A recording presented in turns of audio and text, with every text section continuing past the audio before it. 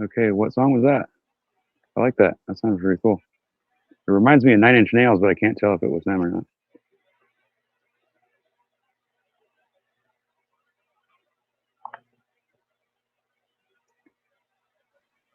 Hello? I'm here. I was looking at all that Oh, what's fake up, Chris? nuclear bomb footage. Yeah, the nuclear thing is pretty funny. Yeah, you can tell it's models. We can't hear Roger. I don't know if he's on mute.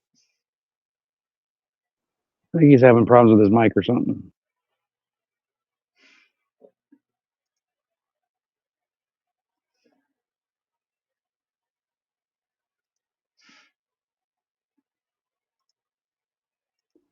Roger always has problems, doesn't he?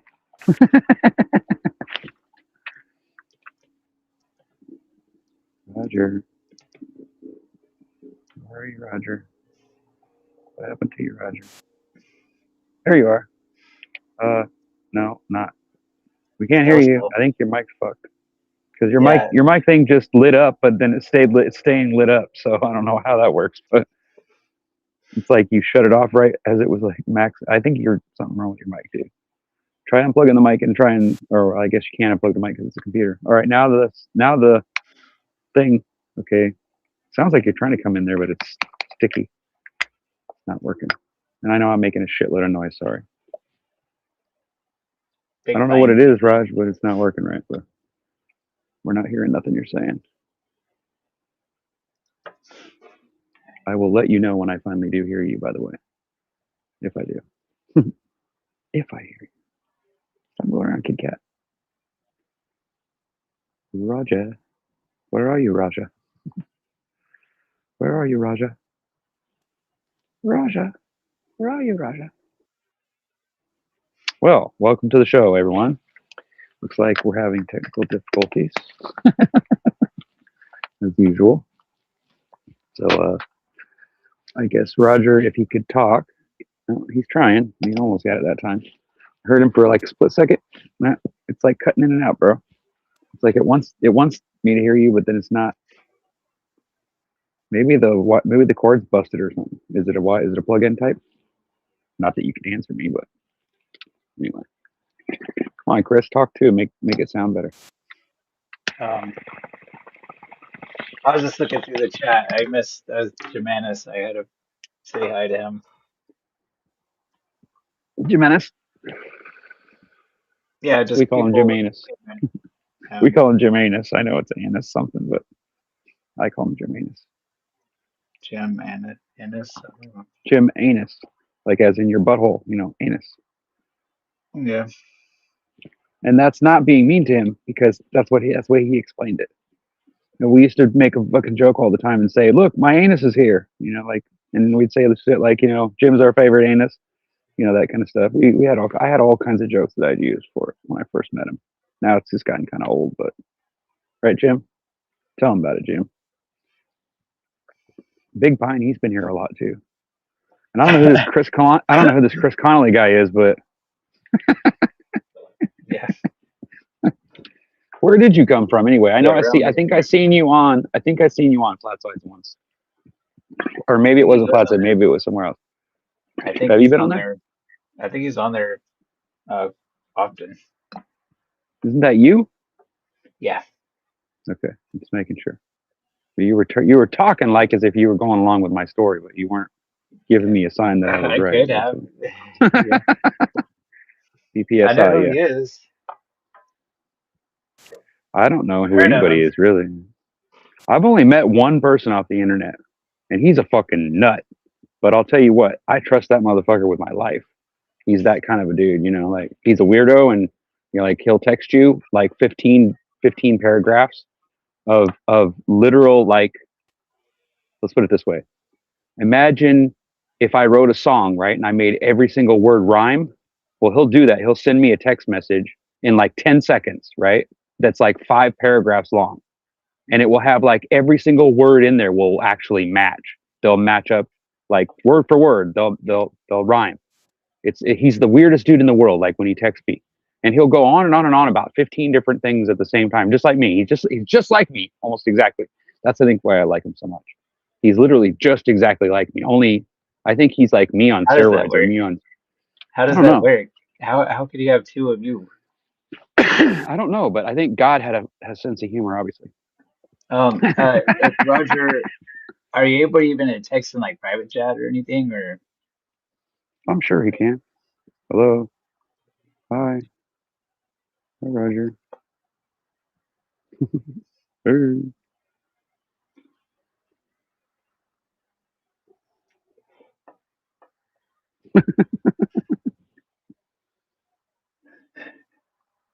yeah, yeah. I don't know. Maybe he just He cut out hasn't because I texted. Oh wait, he's typing now. is he? I don't see. Oh yeah, okay. He is. How did you see it typing? I didn't see anybody typing. When I have the chat window open, Hey, I just heard it. I hear him. Did you hear me now? Yes, I hear you fucking finally. Jesus Christ.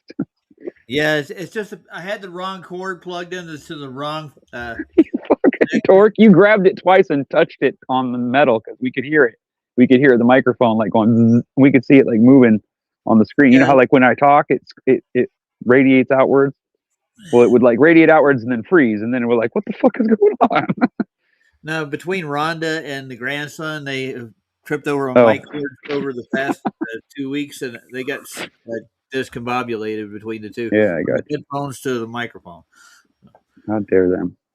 I know, poor me. Poor Uh, you. so yeah, the Oh, ministry poor video you. is trying to demonstrate the nuclear scare. Is what they're trying to. Scarecrow is the name of that video, by the way. Oh man, they're trying to scare. They're doing all kinds of stuff. I was what? Have you ever watched that? What's that show called? Um, uh, something about an uprising. Something You about ever an watched it? upright. Yeah, No, something you about never an watched it. No, I don't know. I Yeah, never watched the show about something up. A Call for an Uprising. You never heard of that show? No, Call no, for an Uprising. not me. Oh, I Chris, should you ever send heard of you the that one, link. man? I've never heard of it. And I forgot No. to play you that video you put in the back chat last time with the Congress. Oh, it's all right. Yeah, It's a you know what I classic. did? I went and I played it on Sandy's. I went over. She let me run Mm. the show for a bit. So Yeah. yeah, What? yeah, Roger was running the show? What? yeah. It's hard to find Jesus, that video. They scrubbed it from you're a Took the over kiss the ass show and lately. hijacked it, man. Do you hear what I said? Yeah, I I know. said you're a kiss ass lately. I missed what Chris said. What did you say, Chris? it's hard to find it. Really, I don't even know what That's the channel. full clip too. I like it because it goes through what the congresswoman or the Google says to the congressman, the whole lot, the whole thing, and at the end it Yeah. taps out at conspiracy to flat Earth, and they're censoring Sandy too. So she's like, I agree that Congress is actually pushing money into shutting us down. So. Who was Yeah, that? because they Mandy, can't be running the NASA. Mandela effect Yeah, person. yeah, that's her. Oh, Well, the Sandy. risk is Yeah.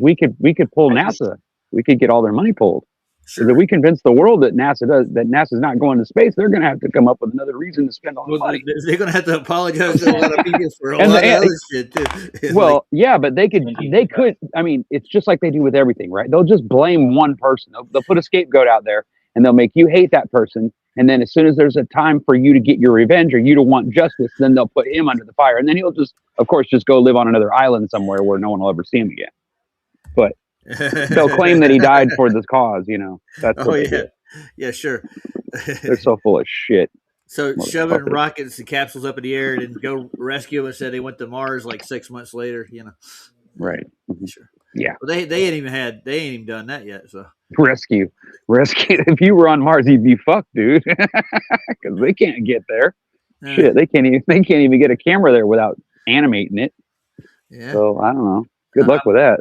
I lost one of my windows in that process of trying to find it, but I wanted to go through some numpty clips from QE, like Brenda, Bob's, Oh yeah, Brenda's been on the show lots of times. Yep. That's a matter of fact where I first met Brenda. I think was on his show or over on. It was like, what's the phenomenon? Well, a phenomenon can be anything, like a shoe. No, it's what happens when you whack your lip and your teeth against the wall, by accident, and it really fucking hurts, and you can't talk for a second. You go, and you talk like that's what phenomenon means. Oh, that's what it means. Okay, I didn't. Yeah, know. it's when you bump your lip between your teeth against the wall, dude. Shit hurts, bro. Shit. And you're just like, you can't talk straight because your fucking lips like wiggling on you. It does that little nerve dance. wiggle You know what it I'm talking about. just a little. You've been punched in the mouth before, right? Oh yeah, Okay, so you know what I'm talking about. That I've was a hit my little. head hard on a windshield, and they asked me when they picked me up, like, dude, were How'd you that feel? out? No, they asked me if I got knocked out. I'm like, no, man, I was awake the whole time. Yeah, you told me you went through a windshield or something. Yeah, I did it. I was driving for pizza, and Nice. I'm delivering a pizza. Right, I'm in this. Fuck. I hope you got a tip. Shit. No, I used to get tips at crack houses for like $100 a delivery, and they don't say a thing, man. I'm like, all right, yeah. Oh well, shit. I would. Oh man, I wish I could. Yeah, that'd be cool. Crack I house thought you were delivery. gonna say you got delivered to like porn shops or something. I was gonna say, damn, that's cool too. But Dude, there's like 4 porn shops in Denver, dude. I think I want to start a catering business just for the porn industry. You should do that, dude. Make sure it's I'm clean, just, dude. Make sure it's I'm clean. just being funny, bro. I'm just being funny. Well, that way I can be there. I'd be like, I'm tending the food, bro. I gotta be here. Yeah. You get to watch make all the films for free. See? Why don't you just become a fluffer, dude? Just go for that. Yeah. No. That doesn't pay very well, and I don't think I want to be fluffing some dude. So I think that's all they do, right? I They think don't so. fluff girls. Girls don't need to be fluffed. They just squirt stuff in their vagina and tell them to go for it. They don't care. Oh man, Lucky them. thank Girls. God. That's the part that sucks about the porn industry is that girls are the ones that run the whole industry because without women, guys wouldn't watch porn, right? So, I mean, most guys wouldn't, right? Yeah, but you're right. at the same time, you know what I mean? It's Yeah, like I'm I don't know. trying to pin the link in the chat. It won't let me do it. They The hell? really don't have to work as hard. Guys have to keep it up. They have to they have to look good. I mean, I They guess do. girls can be bad. Well, I I don't didn't know. know I that. guess Yeah. you're right. I've seen a lot of bad porn, but Well, thank with God you're ugly kind of people, or just sure, aren't normal. I guess you should just say normal people because that's what normal people look like when they're naked. They don't you? look Oh, like I'm in the He-Man or whatever. yeah. I'm in the You know, wrong stream. I'm in the Welcome to Flat Earth side. What the fuck am I doing in here? I don't But know. well, it's the first one that came up when I'm trying to. I got to watch the chat, so I got to pin a link. Hmm. I think I'm here. So, anybody else want to vote? I think everybody in the audience has already voted. The Did Jim, What anybody are we voting comment? for? Our Did favorite anybody asshole today? let Chris put a talk. comment? What? A comment from your last video? I Like, haven't looked. I just got off work, dude. I've been there all day. I've been there for like 10 hours. So. Are oh, you making excuses for why you didn't? What? Wait a minute. Isn't this what you were supposed to do before you started the show? No, dude. I just got off work. And what? That's an excuse. You're supposed to be doing it on your phone while you're driving, man. You're Oh supposed yeah. to take care of business. I'm just kidding. Oh, thank you. I appreciate it. Mhm. So I got to pin that link. Make sure it's pinned in the chat. Let's see. oh, no comments. You looked. Thanks. Yeah. Yeah. No comment. I What? don't think that was Nathan Oakley that came in neither. I went It through wasn't. No. and I went through the messenger stuff, and I didn't see anywhere where I could message him. Right. I've talked to him in person. Well, yeah. I've had like a half-hour conversation. I've been on like 3-hour shows with him. Been Well, in the, yeah, I get it. Like I've been on shows and stuff too. That's why I'm saying this, but I don't really know them. You know what I mean? I just know because I've had conversations. I And spent a year literally on Nathan Oakley's Discord and yeah. stuff. no shit. And I spent more than a like year on it, but when he does his show, he's just the whole time braiding. Like he's the only one talking, mhm. And then they have an after show or Yeah. The after whatever, show's fun. after show. Yeah. And After that's show's the when best I part. would talk Join to in. That's when those I'd Yeah. show up. regulars That's when I'd show quite up. Yeah. often. But it just got repetitive, so that's when I just got into other Yeah. things. Exactly. That's the same thing I did. I moved on from In other Discord. words, I you used to got be on there bored every and you day. moved on, right? Yeah. I mean, Well, we were working on a couple of projects, like a pitch data, a couple other things, and we presented on here too. We're affiliated, so. And Adam Meekin and Brian Slogic came over and they helped present the pitch data. We all did it with PJ. Remember that, don't you? mhm. How long I it don't took think us? I was there, but I remember it. You were there, dude. I can go get the stream Was right it? now. Yeah. That wouldn't surprise me. Yeah. I've been on thousands of them, probably. Thousands of, yes, we No, finally I'm got. serious. Like just every day on flats, I've been at least in 9 or 8, at least 1,000. Yeah, at least 1,000 of them. Dude, we've Just in the done. 2 or 3 years I was on flats every single day. I think I was probably on a live stream at least 1,000 times. Let me tell you how many shows we've done. It's like almost 500, dude. Is it 500. really? I've done a lot more than 1,000, man. Okay, I thought you were like trying to call me out and say I hadn't been on that many. I was just saying, dude, I think I really have. I used to be on like everybody's channel for a while, like every day. It was like, I guess I don't know if they got bored of me. I just got bored of like bugging them. Like Yeah. seemed like nobody wants to hear what I want to say. So Roger, everybody, well, because everybody's doing their own shit. Like when you go on Flat's show, he has everything lined up. He already knows what he's going to say. And if there's anything extra, it's just because there's time left or something, well, or he dude, just wants to all, talk. all Flash's show now is he's got one topic and invites people in, and that's it. Or he's covering something. That's it. Yeah. So, Which I like, but at the same time, I kind of miss the old show. I miss the way we did it before. I miss there just being a whole bunch of people there, and we're always just talking shit. Dude. In the background, why everybody's figuring out what they're going to do with the show. Dude, like that was fun. When I went over and debated Bob the Science Guy, and we were going through Coriolis, and we were doing research and actually feeding Flats, topics in the back. We were actually helping him with this debate. I remember that. That's fun, dude. Yeah, that stuff is fun. Yeah. Because it gets you motivated and makes you think about things and keeps the shit fresh in your mind. Because after a few years of knowing stuff, you start to forget shit. Trust me, I do it all the time. I forget it. I forget my own name half the time. But yeah, not really. But Chris, you should go over and look, see if you can find it. It's on Jeranism. He debated Bob the Science Guy Flats did. I forgot what the topic was. I think it was flight, right? Yeah. And the topic, was he going by Creality or Flatzoid back then? it's Flatzoid back then. Yeah. That was. I see. You can watch any of that stuff anymore. Yeah, but I don't know if Jaron kept that shit up on his channel neither. And who did he debate? Yeah. I'll look it up. Bob the Science Guy. Which, Okay. yeah, I don't know. Good luck searching through that YouTube shit, because I thought you could go on there and search someone's their channel. No, but you can't do that anymore. They don't let you search inside their channel anymore. You have to search through your like lineup of what you watched before to find an old video. No, he had it up on his stream, but he took down a lot of his flat Earth content, dude. Yeah, I know, but I know why he did that. It's because of all the comments and shit. Well, I just typed in Flatzoid Bob the Science Guy debate, and I found it in Jeranism's channel 1 year ago. There you go. That's the one. Yeah, that's it. I'll watch it. I'll say to watch later. Of course, if you're watching it from his side, then you're probably going to see an edited version. But no, that's Jaron's channel. It's just a straight up debate. But we're in the back for a week, going through Navy artillery manuals and articles and everything else. Read to see if anybody ever accounts for Coriolis affected. They don't. Find jack shit. They don't. You can't find shit. I look for it too. I've done that too. And I think I spent like 2 weeks on it once. That was and the nuclear shit that really blew my mind when I started looking up, and I started noticing that they'll give you the actual plans to make a nuclear explosion. Like you can make a nuclear bomb, they'll give you the plans for it, the literal dimensions and everything. I'm looking online and I'm thinking there's something wrong here, right?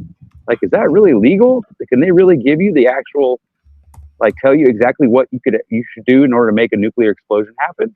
And then I started thinking about it. I said, what if it's fake? What if it's not even real? What if they just faked it? And then I started thinking about it. And then like a week later, I saw a video on YouTube that said that they thought that they were lying about it. And I was like, motherfucker, that's fucking weird. Like it popped into my head that day, or I maybe had a dream about it or something, and it was fucking tickling my brain. And then somebody come out with it, and I was like, I was wondering about that. Like, since we brought that up, we should watch some of that debate. You posted it in chat, didn't you? Yeah. Cool. Yeah. This was a good one, dude. Bob's like, I'm not here to debate. I'm here to teach. That's because he didn't come prepared to debate. He's a jealous. When they hear debate, they don't know what the fuck they're talking about. They think a debate is like something like it's some kind of scheduled thing for Glovers to just make flat earthers look stupid or something. But it turned out bad for him because he thought he was dealing with a bunch of numbnuts, that don't know what their shit. But he was dealing with a bunch of fucking smart pants that were actually in each other's ear and telling him giving him the information to feed to show him the truth. Yeah. It's fucking awesome. Yeah. You should read the conversation that they're out here asking me, can I get it up still? Like, it depends on how long. That's not centimeters, dude. It was time. Never mind. Centimeters time. Oh, do they have it backwards again? No, Gay but no, people are weird, right? Gay no. people are so weird, aren't they? Are you calling Jim gay, dude? Come on. No, I was just thought somebody was giving you a hard time, so I was going to call him gay. I don't know. I didn't know who you were talking to. Oh my god. My bad. Yeah. I don't know if Jim's gay. Ask him. I don't think so, dude. He's never talked about a wife, but he's talked about bird porn, so I guess he's normal. We should play some of his bird porn, dude. That's Oh my god, I knew you were going to fucking say that. Bird porn's funny, dude. Bird porn's fun. It's probably the nicest. Like if you were going to show a kid and explain to a kid what sex was, that would probably be the thing that I would pick if I had to pick one animal that would show it. You know what I'm saying? Like if I had to do it that way, then that's probably what I'd pick. Because birds, you can't even really tell what they're doing, but it's funny. They're cute. It's kind of sweet, actually. Okay, Ryan, how old are you again? I'm 8 years old. Okay, that's good. All right. But yeah, technically my body's 52, but I'm 8 years old. You're a baby. I'm staring at 60 coming up here, man. So I know, you fucking old fart. I'm the young buck. I'm but I still look like I'm in my 40s, so I can get away with that. I wonder if Jaron will strike me for this. Nobody thinks as long as 42 either. It's weird. Everybody's like, man, there's no way you're that old. Technically, if you post his original video in the things at the end when you're done with the video, if you put that in the back thing, in the description, you put his link there, he can't fucking nail you for that because you're giving them the link to go to his show and you're sharing it with him. See what I'm saying? Yeah. Didn't you know that? Yeah. That's one way you can keep from getting it that way. Well, the whole debate where I see spin. It's usually when you don't post their original video and then you're critiquing it that they get mad at you, isn't it? Yeah. Oh yeah, okay. I guess so. Yeah. Well, I don't know. I'm not. You guys know more than I do. I don't run live streams. Remember, I'm just on them. Yeah, but I mean, right now everybody's getting real antsy and starting to strike everybody. Yeah, I know, and there's probably a good reason for that, and maybe that's good that they're doing that because I think some people are pushing the line and they're getting away with it because everybody's afraid to fuck with them because they're such a big, they're so known, just because their last name ends with N, or whatever, whatever the fuck it is. No, the person that's really a lot of people is Bev. Bev is striking everybody for using his content. I don't know. Well, that's because Bev's a pussy, but whatever. Well, Bev's one that got me the first time. So. Well, what did he strike you on? Just using his video and because not posting the link? Because Elder Bear, they came on my stream. It wasn't for content. But the video. That thing where their kid came in the screen or something or whatever the fuck it was. That weird shit. Had his daughter. He was picking her up from school, and he actually put the camera right on her, like for a half hour. Didn't tell me that. And then he texted me later, like, "Can you clip that out?" I couldn't trim it out. Well, I mean, I would try to do it. Well, if it was already published, ain't much you can do. But I guess you can go back and edit it. But then, of course, people would still have access to the original. Yeah, so that's why he struck it. So. Well, how the fuck? Well, see, I don't understand why. That sounds like a setup to me. Yeah, it was, dude. That sounds like he set you up on purpose, right? Yeah. And if he's the one that put the phone up and showed that, then that would have been his responsibility. On top of that, so that made it even worse, dude. Yeah, well, but you obviously didn't call a lawyer. You just whatever you had to deal with YouTube or whatever, right? Yeah, I had to go try to edit the thing over and over again. I didn't republish it, but it wouldn't take it. They wanted me to pull it right away before anybody got the stream up. Right. Yeah. So I right. Well, of course, yeah. Of course. Yeah. Once you delete it forever, you delete it forever. So basically what you're telling me is that if anybody, just any random person, just some guy that's in the chat that decides he wants to go and do that, he can just go on there and report and just say that somebody used his content or whatever, and it would actually get your thing pulled right away, even if he was lying about it? Or did they double check that it's actually what he said it was? Because I'm curious, because I thought when they did that to Flats, it happened like instantly. They just took everything away from him. I'm like, why in the fuck would they do that if he's actually made them money? That doesn't make sense. Why would they treat you like that? It's a business, right? It's about ads and it's about them making money off of you, right? So why would they treat you shitty like that? Why wouldn't they defend? Like why don't they have a lawyer that's right there on the spot to sit there and analyze the fucking situation and make sure that some dumbass isn't just reporting you in order to get you in trouble or have your shit pulled on purpose. Because that does happen a lot. It happens to everybody. And what Bev said on the stream before that, he's mad about it because I gave him the test. You remember the test, right? So you're on a boat and your friend's on a boat 5 miles away from you, and you take a pair of binoculars. You look across the other boat. Yep. What are you going to see? Are you going to see a hump, or are you going to see a slope? Okay, I don't even know the answer to that one. Well, Bev says no. You're not going to see either one. You're going to see the other guy on the other boat. That's what you're going to see. Well, yeah, that's exactly what you would see if you were only a mile away. Most binoculars you can see pretty far. I mean, maybe not a mile, but it would make them look quite big. Yeah, sure. Yeah, you can see about 5 miles. I know, but you know what I mean. A mile away, yeah, you'd be able to look at the ship really well with binoculars from that distance. Yeah. Am I in a pulpit? I don't know. I hate that I can't see the fucking chat. Oh, yeah, it's still full. So what? You have two windows open. So you have YouTube open and then pause so you can text in the chat. Is that what you're doing? Yeah. Well, yeah. Or are you able to control it? I can control both. Why you ask? No, I'm just wondering because I always wondered how that would work if I was running a live stream. Like you have to run two windows. Like you have to have a computer. Can you do it on your phone? Paul said you're speaking German. Yeah, because I can split my screen on my phone. Hey, Memorial. So if I can split my screen, then I should be able to run. I mean, I could run YouTube in the background as long as I didn't have it on when I was using the mic, and then you wouldn't be able to hear it in the background. Dude, I'm running like 6 programs right now. I know, but that's because you have a good computer. My computer, if I did 6 windows, it would stick because my internet sucks. Yeah. And my garage is so full of junk that it blocks the signal. All right, so let's take a listen to Bob the Science Guy before we keep rambling on for hours about nothing.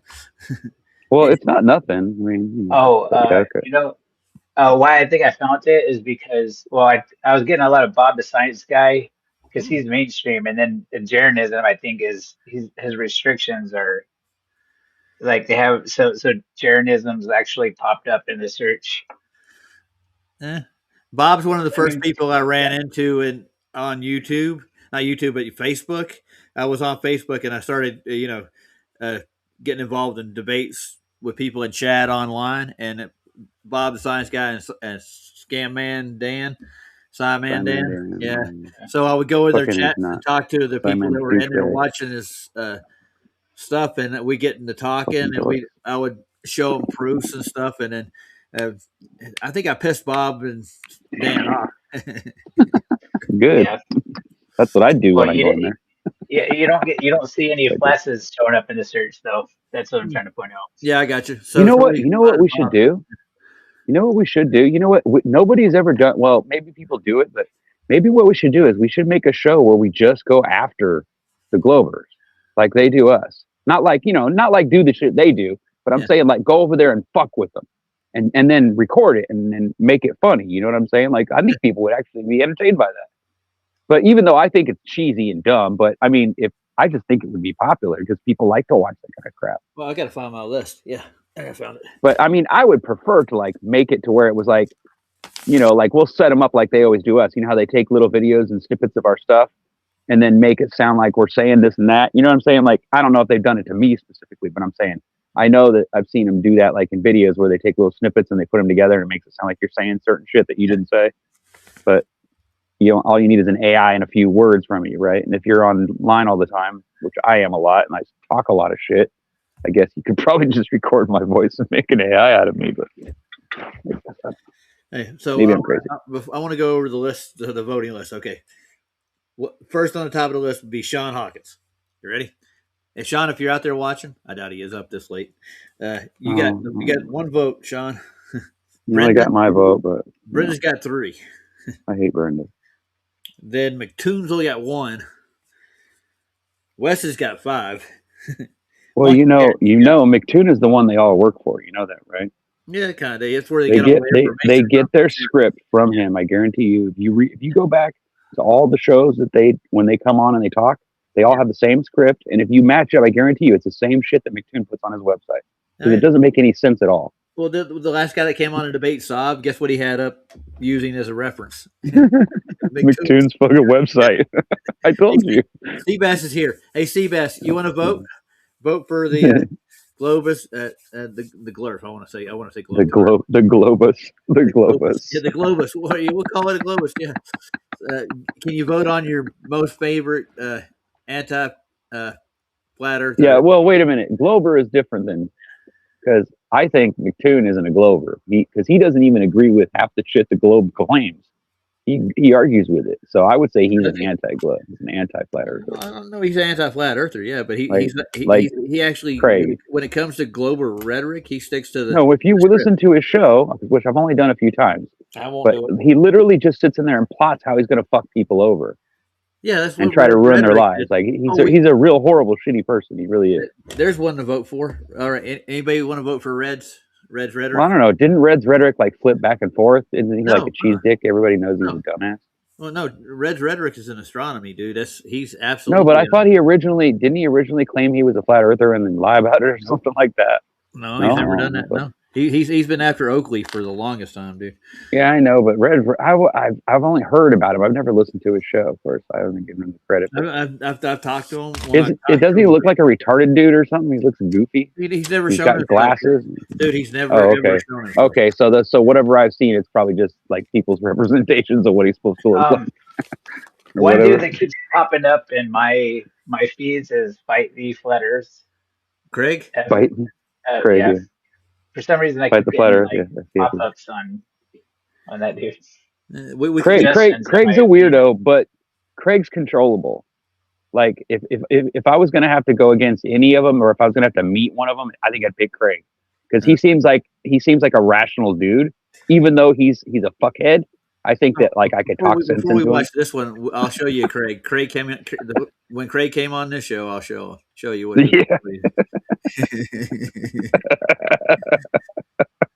Radar was. We don't ever treat him nice though. I'll show you McToon too when he came on here. Oh yeah, that was fun. That was supposedly Duffy's debate. I tried to call Duffy out, so and he wouldn't come. And he sent over Craig and Brenda and Astronomy Now, and then the school teacher came on. That was fun. Yeah, that was really smart of you. You got their attention, that's for sure. Oh, I did. I woke them up, man. Mm-hmm. And we went over on Flat Show the next day and debunked radar as a globe proof. That was a good one. Yeah, it has been fun doing that. I did a whole series of a whole bunch of new material, every bit of the claims they brought over. But that's why I'm going through a geodetic survey now, because that's one of their proofs, supposedly, that it's a globe. The geodetic survey. My buddy came over to visit me tonight. I got a chance to talk to him. Yeah, my old man buddy, the one that has cancer and stuff. I didn't know that. Remember Mike? I told you about Mike, right? The old black dude that I hang out with. No, so we met in Alcoholics Anonymous, and we've been friends ever since. We're like buddies, but we're like our heads are the same. Like he can come over and we don't even really have to talk. We just like we say things, but we only have to say like half the words that we normally say because we like know each other so well. Like I'll start talking about something, and he'll look at me and he'll nod, and then he'll start repeating what I was just going to finish saying. You know, that kind of thing, that kind of person. It's just really weird, which doesn't make any sense because we're 30 years apart and raised in completely different place. You know, we're nothing alike. There's no reason why the two of us would have ever met. Or, you know what I mean? It's just like we're an odd couple, I guess you could say. But for some reason, we just instantly liked each other. We started playing pool together and just hanging out, and we've just always been that way. It's pretty cool. Did Seabass cast a vote for anybody? Seabass, did you vote for anybody? I was asking him. Or is he not even listening? Yeah, well, is Seabass here? I saw him. I want somebody to vote for Craig now that you brought him up. Somebody cast a vote. I was going to vote for him originally, but I feel sorry for him after I saw that video. That FTFE guy is worthy of a nomination. Oh yeah, yeah, and that's Craig with a K, by the way. VLAB would probably throw him in. That's probably who he. Well, he's got a nickname over here. You know what it is, right? Tell him the nickname. What you used to call Craig? What was Craig's nickname back in the day? I don't know what are you talking about. Felicia, dude. Oh yeah, Felicia. I forgot about that. Fuck, that's been a long time ago. I totally forgot about that, dude. we call him And Felicia because he makes the most fallacies in a scientific debate. so Oh, I forget who came up with that idea or to call him that, but I used to say that all the time. I forgot about it. I think it was Q. I think it was either Flats or QE, one of the two. I think it was Somebody, yes. Flats. No, it's Flats. Somebody, I don't know. Well, I'm sure somebody said it at some time before that, but I'm saying I don't know if they thought it was going to be relevant to that situation. And my wingman in this excursion on this episode of Ledwell's House of Horrors was Cubby. Mm-hmm. They all came running. Gotta love your little star flying by there. Good boy. Make sure you put your Jewish symbol up there. Oh, you got it, man. The more you notice, dude, the more you know. Yeah, the more you notice. If you do. I got that from Payday. He put that on his cover. It's actually inside of a record insert. So. Oh, really? That's where that came from? Shit, I did not expect that. I just thought maybe you just use AI to make it. But then again, I remembered you're scared of AI. That's right. No, I'm not scared of AI. Some of us. Yeah, you are. No, I'm not. You and a whole bunch of other people. You guys are fucking paranoid motherfuckers. You know what I did? I had you know what I did the last time that you guys were talking? It wasn't you, but I'm saying somebody that I talked to that day told me that they really believe AI is true, right? And I'm like, and they believe robots are going to come and get us and all that. And I'm like, dude, really? Since I couldn't argue with them because the show was over, like right when we started talking about that, so I got on and I talked to my Chat GPT and I got in an argument with it, and I said, show me the proof that they've actually got robots that could come and like become soldiers. And they start showing me all these really shitty videos of these robots falling down and crashing into stuff. I start cracking up and I'm like, are you kidding me? Like that's all that's out there is like these damn blooper videos. So I'm sitting there thinking, is this thing a real? So I start looking around, and you know how you can buy anything, right? You see something, an ad for something, you can just go on Amazon and order it, right? Well, when I went on Amazon to try to find this thing, it doesn't exist. I'm like, well, why can't you buy one? If it's real, then why won't they sell it to you? I don't know, but I mean, like, come on, dude. You know what I'm saying? Like, no, I don't know what you're saying. Okay, so recently I saw a thing on YouTube, and I didn't believe it at first, and it was like window tint that you put in your window that has like some kind of electrical thing that attaches to it, and you push a button and it makes it darker and lighter. And I was thinking, oh, that'd be fucking cool, but I bet you that's not even true. I thought it was a joke. Well, I went and looked on Amazon, and sure enough, they fucking sell it, and supposedly it really works. Now, most people say it just gets frosty; it doesn't necessarily get darker, but I mean, they still work. They're still actually, it's a working model of something that's really been invented. So I was sitting there going, wow, that's pretty cool. I didn't expect that to be right, to be real. But when you start looking for shit like robot dogs from China, it just doesn't come up, bro.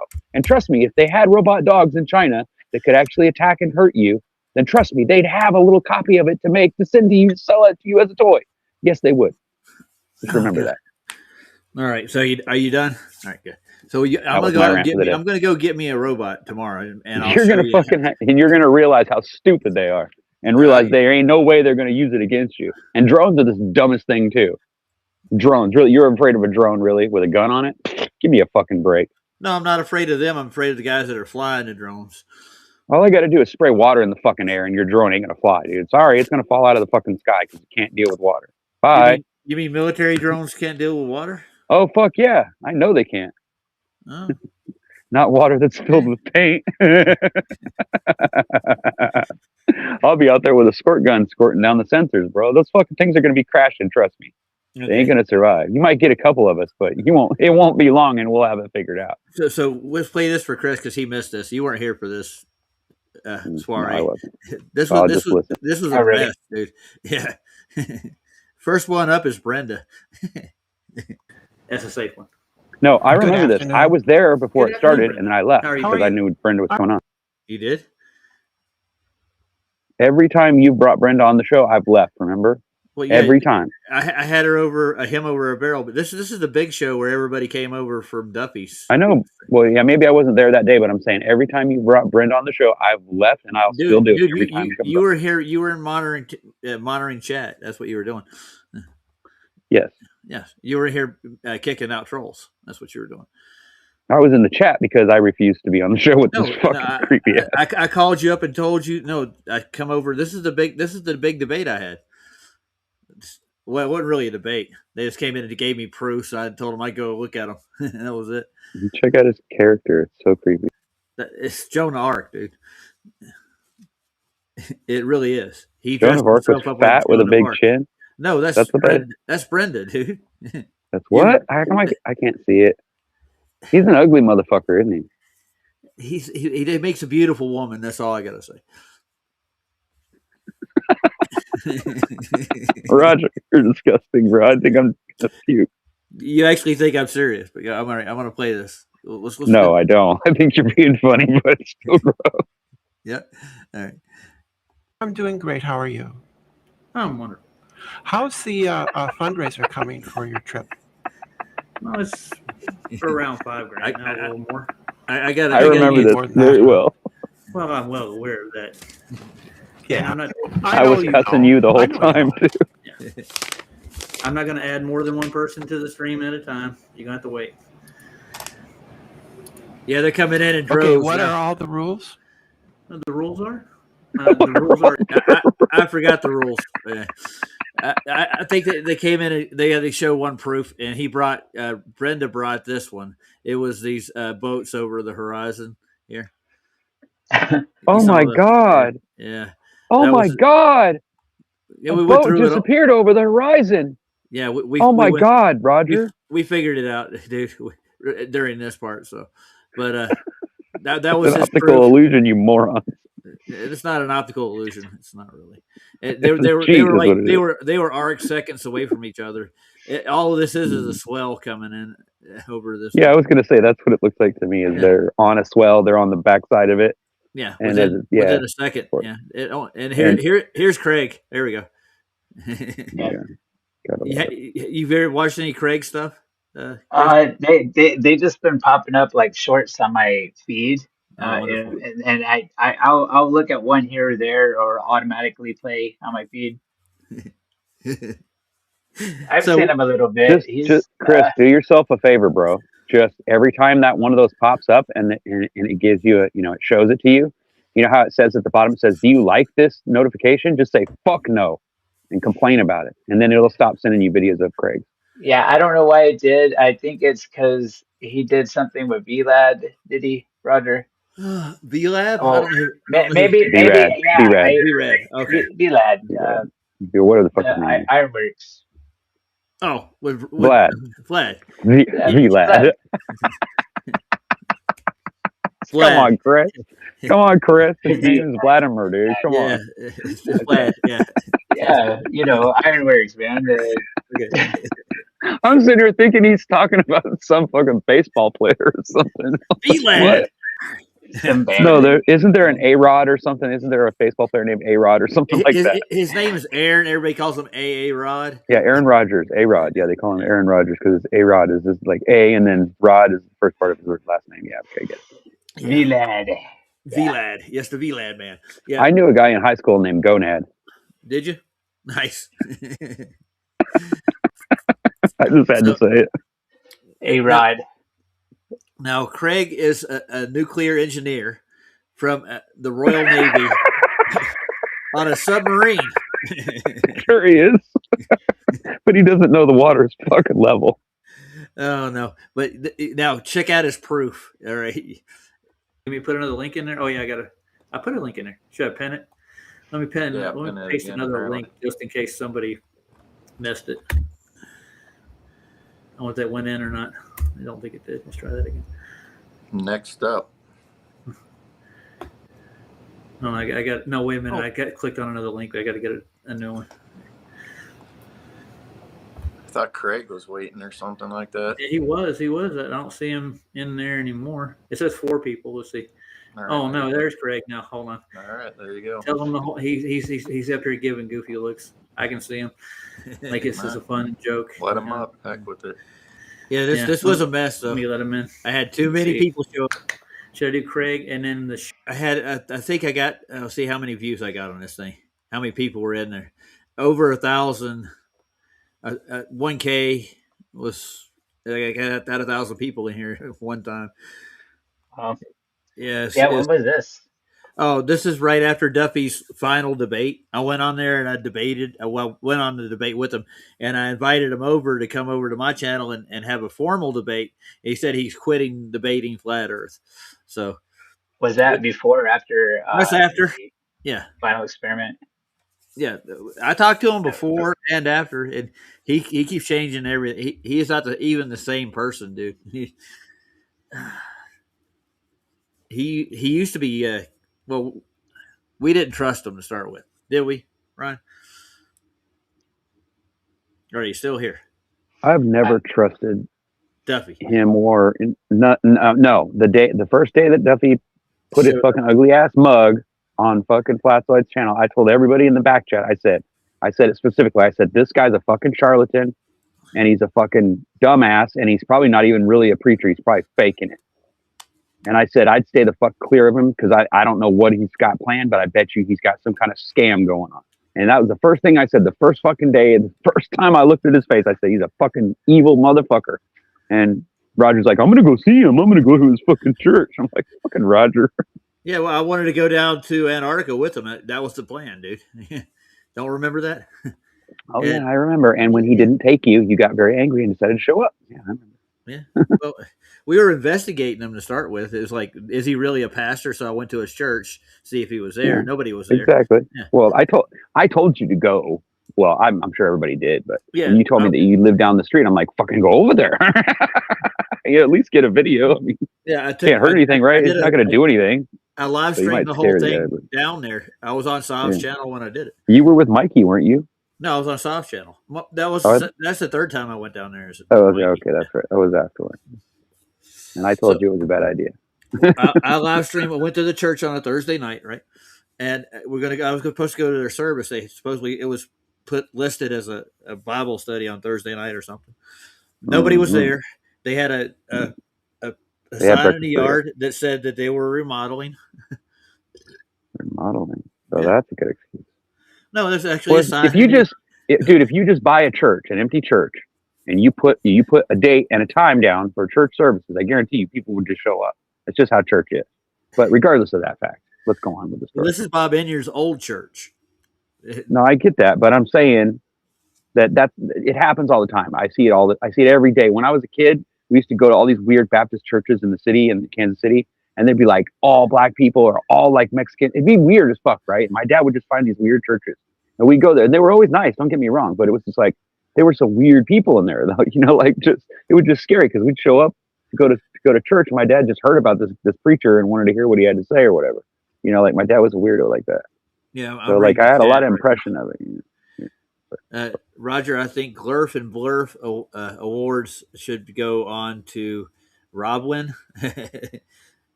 Who's Robwin? Is that Arwen's new persona? Yeah, is that Arwen. What that is? I guess you can't spell. It's It's Arwidgen is what it is. Arwidgen. That's how you spell it. Arwidgen. Tarrant knows how to spell Arwen, dude. I know how to spell it only because I had to read it a million times and fucking remember how to write it. Tarrant's one of Arwen's original supporters, dude. He was there holding his hand the whole time. Arwen used to be a Globebuster, wasn't he? No, he wasn't on Globebusters. No, I don't think so. I thought he was. I thought he was in the background or whatever. No, he's been a member of FED. That's where he started. Oh, okay, that's right. FED, that's right. Okay, I knew it was something like that, but I can't remember. Yeah, he was leaving when I started coming in. He was running out of money. Right. He was trying to blackmail Nathan. They always do. Like that's what most of these guys are like. That's what most of these guys do, right? They're investors, and they come along and they see an opportunity to take advantage of a bunch of people being interested in some dumbass thing like flat Earth or whatever the fuck you want to call it. Who are you talking? They don't care. Which one are you? You don't understand. Who are you talking about, dude? Talking about the fucking scam guys, the anti-flat earthers. That's how they use us. That's how they make their money. What's that got to do with Arwen? Because he's involved in all that shit, isn't he? No, not really. Arwen's broke as a bum, dude. Well, that's what he wants you to think. But is that really true? He's like everybody else in Europe. They're on the dole, you might say. He's you know what the dole is, right? Not really. Well, it's like welfare. Here. I've seen some flat Earth deplorable stuff on Arwen. Him like welfare isn't yelling all at that his. bad. But, Oh, Yeah. we got some stuff. He's got a mean side to him, don't he? Yeah. Oh, we got tons of stuff. You want to see that? I'll pull up Jamie. You remember Jamie, don't you? Jamie T-Level. Oh yeah. He's one of my favorites. He's one of my favorite because he's fun. He's like me. He just fucking tells it like it is. He don't give a fuck. All right, so let's see what Craig's got offered. Ready? Shill next, the FTE Shill. I wonder what they got. Your show. I know. You're a moderator. Sir. I got to be in one of his videos too. Did you? Hey, Craig. How's Sorta. it going? Can't hear you, Craig. Yeah, you're muted. Now, check this out. You're on camera. All right, he's been live for 12 hours streaming before he came on here. That's how bad this was. Yeah. You interrupted his 24-hour stream, and he ends up going on. He ends up staying on for like 3 days. Remember?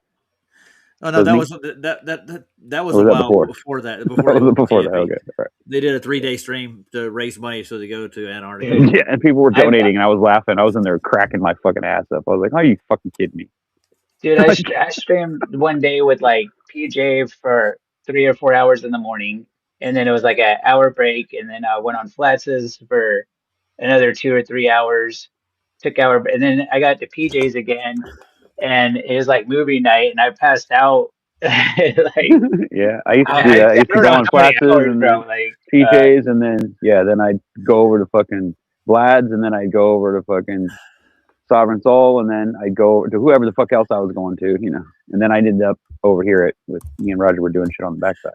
But yeah, I'd spend all fucking day online. So Tarrant or Seabass aren't voting. I don't think they want to get involved in this. some of those days I was chopping wood in the background. You probably could see me in the background chopping wood because that's what I did for that whole summer, that whole fucking spring and summer. Yeah, that was annoying.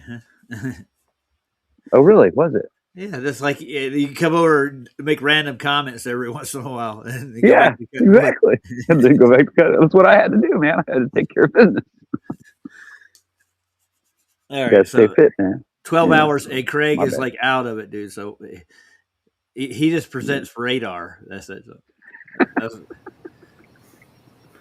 He's still trying to figure out why he's muted too. He can't figure it out. Is the original chat? Is the live chat still available? Can you hear me? Yep, yeah, we can hear you now. I think I was talking all kinds of shit in the background. I need to select. How you doing? And I was trying to be nice to you. Doing good. How you doing? How you doing? Yeah, a little bit annoyed that you lied about me just now, to be honest. But you lied about me. Well, you said I've been screaming compression for years, and that's not something I've ever done. And I wasn't sure why you would lie like that about me. I'm not lying about that about you, but I mean, I've heard you say compression in several photographs, like your east to west compression, where you had the bendy lines from east to west in a photograph. You know which one I'm talking about. I've never said compression in regards to east to west. Okay, beyond that point, warfare and the radar, if you would like. Here we get the radar. We get to the radar. But this is just see what he does is he always acts like this. He always just says, "Hold on 1 second while I just do this one thing. Just let me." And what he's doing is he's pulling up. We can't hear Craig over you. Oh, yeah, are you paying attention that I'm actually playing this video? Sorry. Come on, that's all right. Anyways, he's showing you a diagram of how radar horizons are supposed to work. But you can pull these up anywhere. But we've actually looked at radar and how radar works. That's not what it's aimed at. It's not aimed at the horizon. Anyways, good God. Sorry. Sorry. Ryan, what were you going to say before I start this thing again? You were talking about something. I was going to say basically what you said, but I was just saying it in a longer anecdote. Okay. Yeah. I know, but this is all he proves. But I'm just showing Chris here that all these guys came over and debated me. Let's see. Who else came on? This wasn't really a debate, but this is what they had was they had some bullshit. Yeah, that's hilarious. A hand-drawn drawing of fucking radar working, right? Okay. Well, no, that's actually a manual. If you want to look at it again. Oh, you found it. Warfare, oh, Radar that's something you found. Handbook. That's not right, but I'm saying the stuff on his website doesn't match up with all that stuff. That's what I'm saying. That's why I called him a piece of shit whenever I first met him. So I went on his website because he was saying, "Oh yeah, I got all kinds of evidence," and I was like, "Okay, let me go check it out." So I went in there and I read fucking paragraph after paragraph, and it was all just his own fucking theory shit. I'm like, what the fuck is this, bro? So how we actually debunk this is actually look at the radar systems themselves. Well, yeah, and so that would prove that he's probably not a radar guy off of a ship, right? No, he didn't work. He's a nuclear engineer off a submarine, dude. He had nothing to do with radar. Okay. Okay. Oh, okay. Yes. Oh, I see. So he just kind of angled that. Well, I worked on it. No, he said he was a radar man in the Navy. He makes his shit up as he goes along, dude. Exactly. That's what I was trying to say. Is that as he goes along, he changes everything, and then you end up with what the fuck does he do again? And then I asked him. I said, "Do you live in your mom's basement or your grandma's basement?" And he's like, "No, I live in my house." I said, "So why does it look like a basement?" You know, like you would think if he had a house, then he would just set it up wherever, right? But no, he puts it in the basement. It's like, and he's always sleeping on the couch in the basement with this fucking show. It's like, are you sure you don't live in your mom's basement, bro? Did you ask Craig that question? When did you ask him that? I don't remember exactly when or if I actually said it to him, but did you go on a show? No, I was in the chat. Like I said, if you could play the live chat that was during this, I guarantee you I was in the background going, fuck this dude, motherfucker. I don't know if I can pull it. Let's see if I can pull up the back chat right quick. We don't do that. Gravity is so weak. It's really. All right, hold on. Because I'm pretty sure that I was in the chat and I was talking kind of. Yeah, shit. I can pull the open panel up right here. Here we go. But that doesn't mean I was talking to him. It just means I still said it. I mean, you'd think he'd be reading the chat, right? If you're gonna be on someone's show, I want to read the chat and find out what everybody's saying about me. I got to play it to see if the chat comes up. Let's see. Really hard to demonstrate. Yeah, there it is. Yeah. So you really need specialized equipment. Usually, there you are, right there. To make it really obvious is they will have it pivot with also a laser, so it goes a longer, like linear distance across like a wall. Because I refuse to be on there with Brenda. There you go. What's up, dog? Northern Rebellion. Well, I say hi to everybody. But. Oh, good. Yeah, there are plenty other factors that would actually supersede gravity even in that situation, considering what they actually use in the Cavendish experiment itself. So I've seen it done in multiple ways. What is God, he's gross looking. What do you think? I forgot wrong he's how ugly he was. Experiment? Well, there's a lot wrong with the sound like because there are certain things that are constantly moving. I'm gonna skip past at a certain rate. It was just got one back here, and he won't show himself. So I think Craig comes in, not Craig McToon. I think. Well, there's no guarantee that Brenda's real. That could be a robot AI thing for all we know. Before the summer got underway, dude, and I did warn him talked to him in person, contract, face to face, but I've seen him for a company to test. He's their a real sensors, dude, and I have been doing that over the summer. So I've not had there's Astronomy Live to prep for debates and that kind of thing lately. Let's see. That sounds more like him. That sounds like his voice without the microphone. That's Astronomy Live, dude. That's who that was. Yeah. But I'm saying if you were to listen to Brenda's voice without the fucking voice changer, that's what he would say. He sounds like an out of tone. Like you would think he'd have a deep voice because he's a big dude, but he doesn't. He has a light. Because I've heard his voice changer turn off before, and he has like a really light voice, like not deep at all. It's kind of like a feminine kind of voice, but it doesn't sound like a woman. He makes it sound like one by using some kind of voice changer or something. That's what I think. I could be wrong. He could just be faking it, but I think he used the voice changer. Yeah, I don't see you talking to Craig in here though, dude. I'm looking through the chat.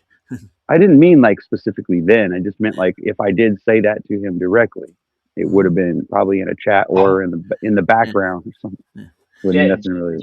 Jim Ennis said that Astro Kate made Mikey rage quit. Did she? Oh no! Oh God! Shit. That's not hard. That's not hard to do though. Mikey Smith, yeah, he's easy to rage quit. Yeah, she said me and her had a conversation about Cavendish, and said she's seen it in many different ways, but you know, I don't have any respect for Cavendish. The more I've looked into it, I found that there's several different reasons why you shouldn't trust the Cavendish experiment. Well, not only that, but I think they just made this shit up. I don't think there was never an experiment at all. I think they just made this shit up. Henry Cavendish did. He was trying to determine the mean density of the Earth. That's what he was trying to do. Okay, yeah, but if you remember right, Roger, there's more to the story because Cavendish is also involved in some other shit down the line. Their family is. Yeah, so they're kind of funny. They're a very wealthy family, dude. Yeah, there you go. So, yeah.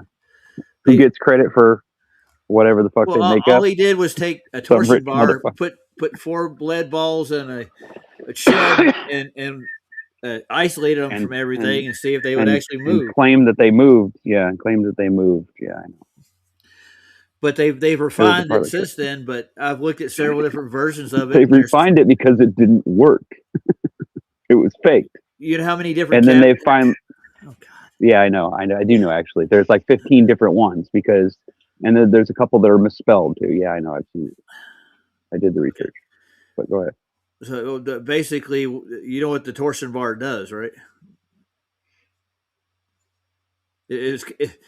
Bob does a good version of it. And he tries to explain it the way they look at it. They look at it like magnetism. That's really the is there any give or it's like a spring effect, basically. What causes it is they demonstrate it with magnets first. So. But yeah, you could actually take the lead balls that they use in the experiment, and you could take lead, put it underneath the ball, and it'll start attracting the ball. It'll pull it downward. It literally has that. There's something about lead that does that. It's really weird. And they can't, even in a static-free vacuum chamber, they can't really get it to work right properly. It takes a lot of time, and it takes like 150 times to get an average out of it. So it doesn't just work. But I mean, they've made them so they will work every time, but it takes a lot of work to put into it. But if gravity was a force strong enough to pull things, it would have pulled it a lot faster. There's so many other things that would affect the Cavendish experiment, and I think it's magnetism for the most part. But lead's supposedly non-magnetic, right, Chris? Lead, I would say, I'll just go with you on that one. I don't think it is, though. I think it is. Any kind of electric static that gets near it, it'll actually affect it enough for you to get a. There's like aluminum is not magnetic, but it's a good conductor. I don't know. Like mercury, it's a bad conductor. It's a liquid. There's so many elements. It's hard to keep up with all that, the minor things. Yeah. So yeah, he brought in the main surveyor here. Now, this is Max. He came in to this, and he brought over main surveyor's video. Anyways, I watched this video, and main surveyor never gets to his conclusion. So I went back and reviewed it. I think didn't Max quit on me too? Didn't he just leave? Let's see. Probably the distance over where they are, but I mean that doesn't prove any Earth curve. It's directly measuring the curve. How's it measuring the curve? You're above the Earth. The Pumbaa is not on the Earth. I explained it. I showed. So what are you hanging? I explain it. That's Max. He brought over the. So never mind. There's so many. Look, things. I know that my voice is funny because when I listen to myself talk, I always laugh and I always think, man, my voice sounds so weird compared to what it sounds like from the inside. Yeah. But at the same time, that dude has a funny ass fucking accent. Yeah, like this is a video. I mean, it's almost like Santera's, but Santera's is so much more rich and like you can tell that he has all kinds of culture behind his accent. Like he's spoken the language and he, you know what I mean. Like, and he knows how to say it right and bring out the words. But that guy just sounds irritating. I'm sorry. You have no idea, do you? We've had Max on here for a whole show, dude. I know. I probably left early. You. I don't think you were here. Me and D-Man were debating. Thank God. Yeah, that's what I was thinking too. But let's see. Thank God that Max left too. On top of that, but Max was trying to prove that the Suez Canal was proof of the Earth curve. And we went through, we pulled everything up about the Suez Canal, and we're like, dude, there's nothing here that shows Earth curve. Why is it that every time we prove something with something like a fucking straight, flat water, motherfuckers show up and they start making up shit like, we just discovered how we can prove the Earth's curve. It's like, dude, what the fuck is wrong with these motherfuckers, dude? Dude, he brought it over. It was his proof. I know, but I'm saying, why do they always bring evidence against their fucking theory to the table? You notice that that's what they always do. They always bring something that's actually not true. It's like they get fooled. It's like somebody told them this and they believed it so strongly that they came in here to argue with us and brought it to the table. And then they suddenly realize, oh, fuck, this isn't really true. You know, they have to realize that, right? In real life, real people, that's what they would do. If you were attacking somebody's argument and you were trying to be serious and taking it seriously, right? And you realized they were lying somehow, right? Get what I'm saying? Then you would catch them in it. That's that simple. But these guys do the same thing every time. They bring evidence that's not fucking evidence at all. Dude, we went with me and D-Man did 6 shows after the fact, reviewing everything about the Suez Canal and just showing how it doesn't have Earth curve. So basically, I'm using it doesn't. Of course, it doesn't. I use these guys to come in and bring in these proofs to actually do shows and show how they're not proofs, dude. That's basically what I did. Yeah, I got you. I know. That's the whole point. Oh, Roger. Yeah. Oh, sorry. Go ahead. Like my mind's going about magnetism because there's ferromagnets, there's paramagnet and diamagnet. So that's almost a trick question. Like, is it magnetic? Like, so everything has a magnetic property. None of them are made out of lead. No. Yeah, I don't know. There's no magnet made out of lead, so obviously it's not magnetic. Absolutely, a property.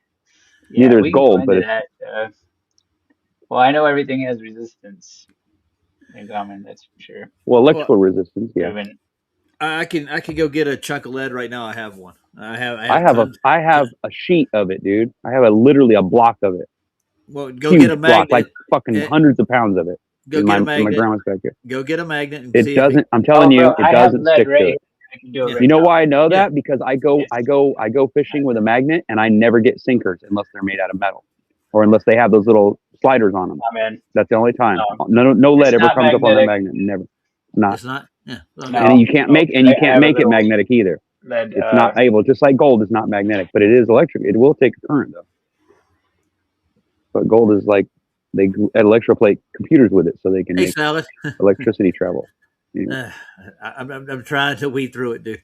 But does lead attract lead? That is the question.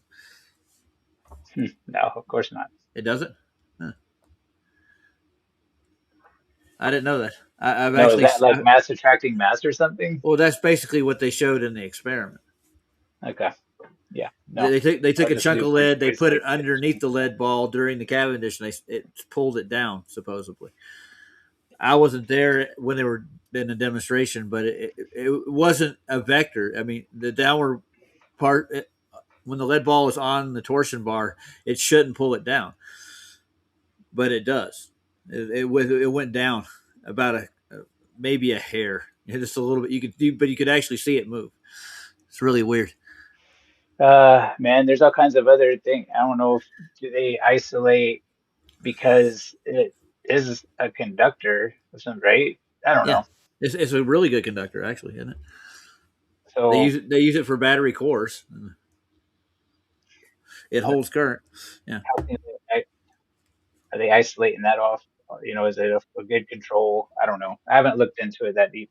I've looked at like probably 10 different versions of it. None of them work exactly the same, and some of them just do weird shit.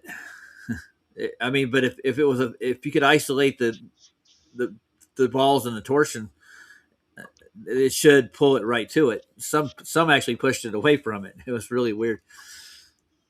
When people try to do it, you got to set it up right, though. They tell you. I think I want to see. This is the main surveyor here. And you choose when you do the observation so that there is the least amount of refraction, and then you calculate it. But I mean, if you go do a straight line measurement between there and there and take a level with you, would you find any deviation? Yes. You would? That's so exactly if I do this experiment and I take the level here and take the level down here, there would be a difference. I would actually not on camera. I don't know where here and here is. Well, from your observation point to the actual theodolite, if I actually walk the line down with the level, I would actually see a deviation in that level. Yes. I would? Okay. So I'll have to do this experiment myself then. Yeah, it costs $35 to rent one of these things. I'll have to rent one to actually walk a line and see if it's level from one point to the other. It's not that hard to do. So rather than spend $35 to actually do the measurement that shows curvature, your response to that is that you will walk from point A to point B with a level in your hand. No, I'd actually use a Is water that level. correct? No, I'd take a water level and I would run it from one end to the other. Water levels can go for 200 yards at least and still be accurate. He doesn't know what a And water what would level that is. tell you? That would tell me that those levels are horizontal from each other. They don't diverge. And how are you going There to are other line cause them? and effects. How are you going to line them up? Well, somebody's already done this before, dude. Way before you got here. This is the first time I've heard this argument. Well, somebody's already done it. That's what I'm trying to tell you. Somebody took a 200-foot water level and ran it across, and it was an even level. There was no excess, you might say. They had a lot that are accurate. 200 yards is 200 meters. Sorry. How did they measure it? Oh, they measured the distance with their tube, and they ran it one end to the other, build the water level up. You understand what a water level is? Yeah. Yes. And then? Oh, then they just line of sight it right there. It's the same level across each one. They didn't use a plumb bob at all. And I was wondering where the water was bending, but I still don't see it. If you think that a tube with water is better than specialized equipment, okay. I'll let well, it's what they've been using for centuries. And I think that mission accomplished. Yeah, mission was accomplished. Oh, there he was. They were really iffy about that. Yeah, there he is. They're pretty straight. Big tune. A couple other people. They haven't really answered. They haven't called me back. I've left them messages and stuff. Talked to the owner, but they haven't gotten back to me on it. Well, what do you need? What questions do you have for them? What questions did I have for them? I need to know where I'm going and the schedule and stuff. Yeah, so they have on their website the different things that you can choose from, and they have the same trip that I went on as one of the options, which is the same dates this year, December 14 to 18, and it's to Union Glacier, the same place I went. What else? What other questions do you have? Oh, I want to actually take a trip probably a little further down than just Union Glacier. I want to go deeper into. You want to go all the way to the South Pole?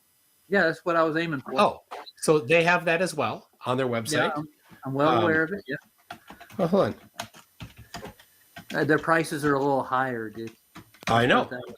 Yeah. I know. Yeah, of course it is. That flight is a different flight. It's on one of their Twin Otters, and there's less people that can be on that particular plane, and they need to fly it, down to the pole and then back, and so the fuel has to be covered. Plus, then you have to you're lodging at the South Pole station there. So yeah, there it is. So they have December 30, if you want to go all the way to the pole, is one of them. They have their South Pole flight. It is $64,000. You can go 7 days overnight, starting January 10th. That's $73,000. They have another one, South Pole overnight at Three Glaciers Retreat for $85,000. So what questions do you have? A retreat. All of these different things. It's not. They're not going to let me do what I want to do on those trips. And anyways, McToon just gets mad in a minute, and he just rage quits because he wants to bet me that I'm not going to go. He wants me to put my money where my mouth is. I'm gonna get off of that. Yeah, Ryan. Man. I was wondering why Ryan wasn't talking anymore. Oh. Dang, 84,000 for a 3-day retreat. Sounds like a nice little resort they got down there. Yeah. I just kind of got a little pissed off at him for a second because he starts talking during the video when I'm trying to play it. Like, got to pay for your lodging, and it's probably just a pop-up tent. Yeah, I know. Yeah, Ryan, you can come back in, dude. I'm not mad at you. It's just like you started. I hit play and you just started rambling into it. It's kind of aggravating. Yeah. Anyways, that whole debate was a debacle, man. And I just went through all the proofs that they had over the last probably 3 or 4 weeks after that, and I didn't find any proof of curvature neither. That was one thing that that little Max guy is trying to push. I need to go rent a theodolite, get a azimuth reading from there or whatever they have in geodetics. they give you these substations and they give you coordinate systems, and you get your zenith angles from this thing, and you calculate everything. You don't measure it. And I was just trying to point out, if I just measure a straight line from one to the other, my horizontals will be parallel and even. So you ever looked at parallel anything? They're always in a straight line. It's just that's the way it works. Yeah. Yeah. And let's see if there was anybody else in there. Means. Yeah, I know, it's really weird. But they there's so many different things they do in their geodetics, and that's what I'm looking at. And they don't really give you a lot to it. I guess you got to go take a class in it. I'll see where Ryan went to. I know I've seen that where you debated Wesley on the density. flats. Yeah, that was recent. And I had a run in with Brenda on flusses. It was like one of Flat Earth Fridays. Mm-hmm. And first thing is you got any proof the Earth's flat? Yeah, I said just go out and measure it. Yeah. It really is. They are flat measurements. They're linear. Yeah. I misplaced my phone. I'm looking for it.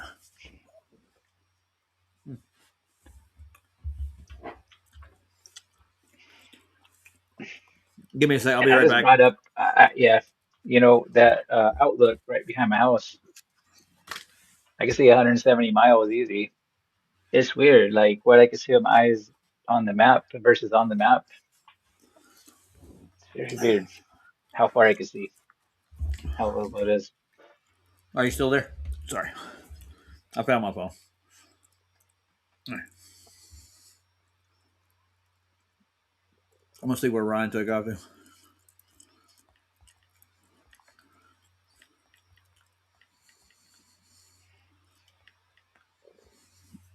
Okay.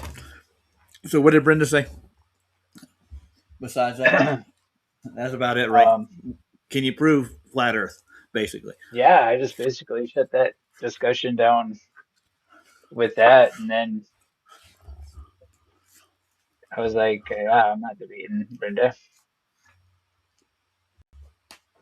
She's been on there like, I don't know, I've seen her a year or more, like same thing over and over, and asking, okay, we've shown you all this proof, you don't remember any of it, you don't learn anything new. Yeah. So I've been doing this 9 years, and I'm sick. I'm not doing it. Not with Brenda. No, I had Brenda on for like an hour, and we went over circumnavigation, and I was trying to get her to show me how you do it on a globe, and he couldn't. And basically, he came to a concession that you can't circumnavigate a globe. Did it on one of my shows. That was when Ryan left. He was in there with me. We were reviewing one of John Levy's videos, and I forgot which one it was, but Brenda decided to jump in and start asking about, the proof of flat Earth, and I got into circumnavigation and declination, north, south, declination, and how would you do that on a globe? How does a compass work on a globe? Basically, what the question is.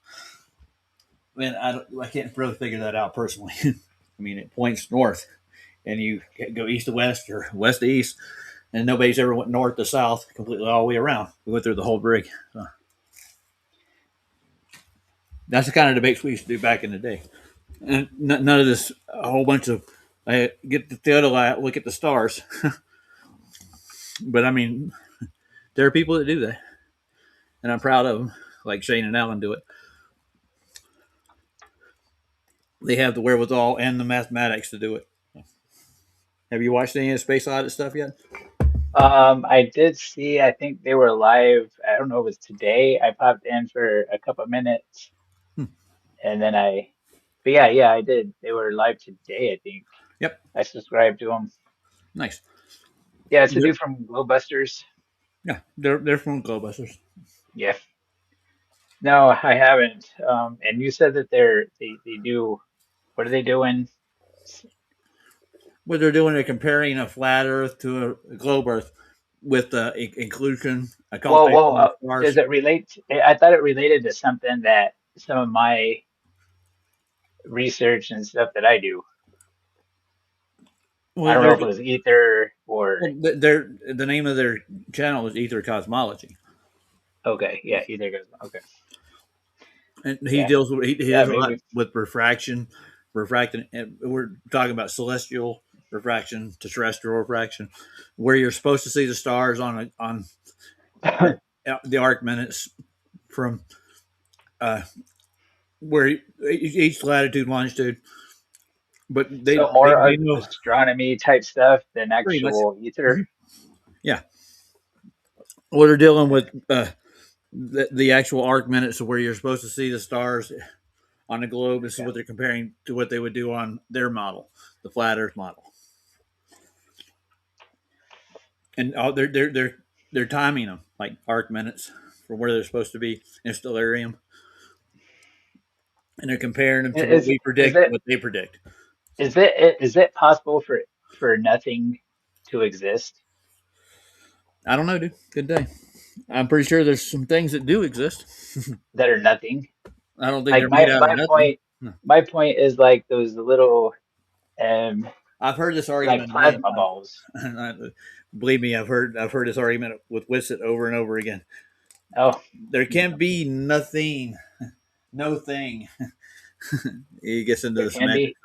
There can't be. Oh, I've never heard of him. I haven't followed his channel in like years. Huh. Oh, he got it deep into that crap. And I wouldn't say it's crap, but I mean the argument back and forth is like there can't be nothing. There's always something. There can't be empty nothing. Like on I don't know, a molecular scale, I guess. I don't know. He doesn't believe in atoms, so he's not an atomist. Oh, I don't know anything. He thinks that Einstein was the devil, and the Jews put him in charge of debunking ether. I'm an old school Wissett guy. Like when he did the tour, did the live speeches. When was that? Like 5 years ago? Or yeah, probably 5 years ago. He does not like Israel. Let's put it that way. Now, as it goes, he starts off his show with a picture of Netanyahu with a blue crack going through the picture. Like, you go watch his show. Like I don't know if he's got any up anymore, but he starts off his show like that. I think that a lot of people in the old school ether fields actually hate the idea of atomic atoms, electrons, neutrons, all that. They think it's straight from the devil, you might say. I don't know. I don't. Well, do you believe in atoms yourself, right? Yeah. I differentiate. What? Do you think? Have you ever seen an atom? No, and that's why I don't. Well, I don't see electrons either. But that's a whole nother. That's almost a whole live stream I might do on like the electron and what they say about it doesn't match reality and what it really is. And so that's the same. Not Adam. Austin actually thinks the same way. So he feels that they poisoned the well, you might say.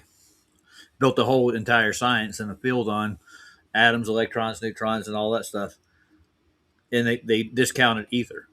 You know. Because I think I'm glad there's people out there that has a similar viewpoint as me. Mm-hmm. That's cool. Yeah. I've never seen one myself, and whenever I bring that up to any of the modern, anybody in any of the modern fields, they'll look at you like you're crazy. What, you don't think atoms are real? Like, no, show me a picture of one. And they go do a quick search, and like they're looking for a picture of a. They'll pull up quarks. Yeah, that ain't gonna pull up quarks from the Hadron Collider. Yeah, they don't pull up that for me. Yeah. One guy found a picture of some red dots in the middle of a black screen, and like this is what they say atom looks like, and I'm like, does it? Can you show me your source? Well, if you're going to rely on Google for any of your information and stuff, well, you know the information you're going to get. You just said it. Yeah. What were we going to look at before this? I can't get a hold of Ryan, anyways. I don't know where he went to. Let me see if I can call him.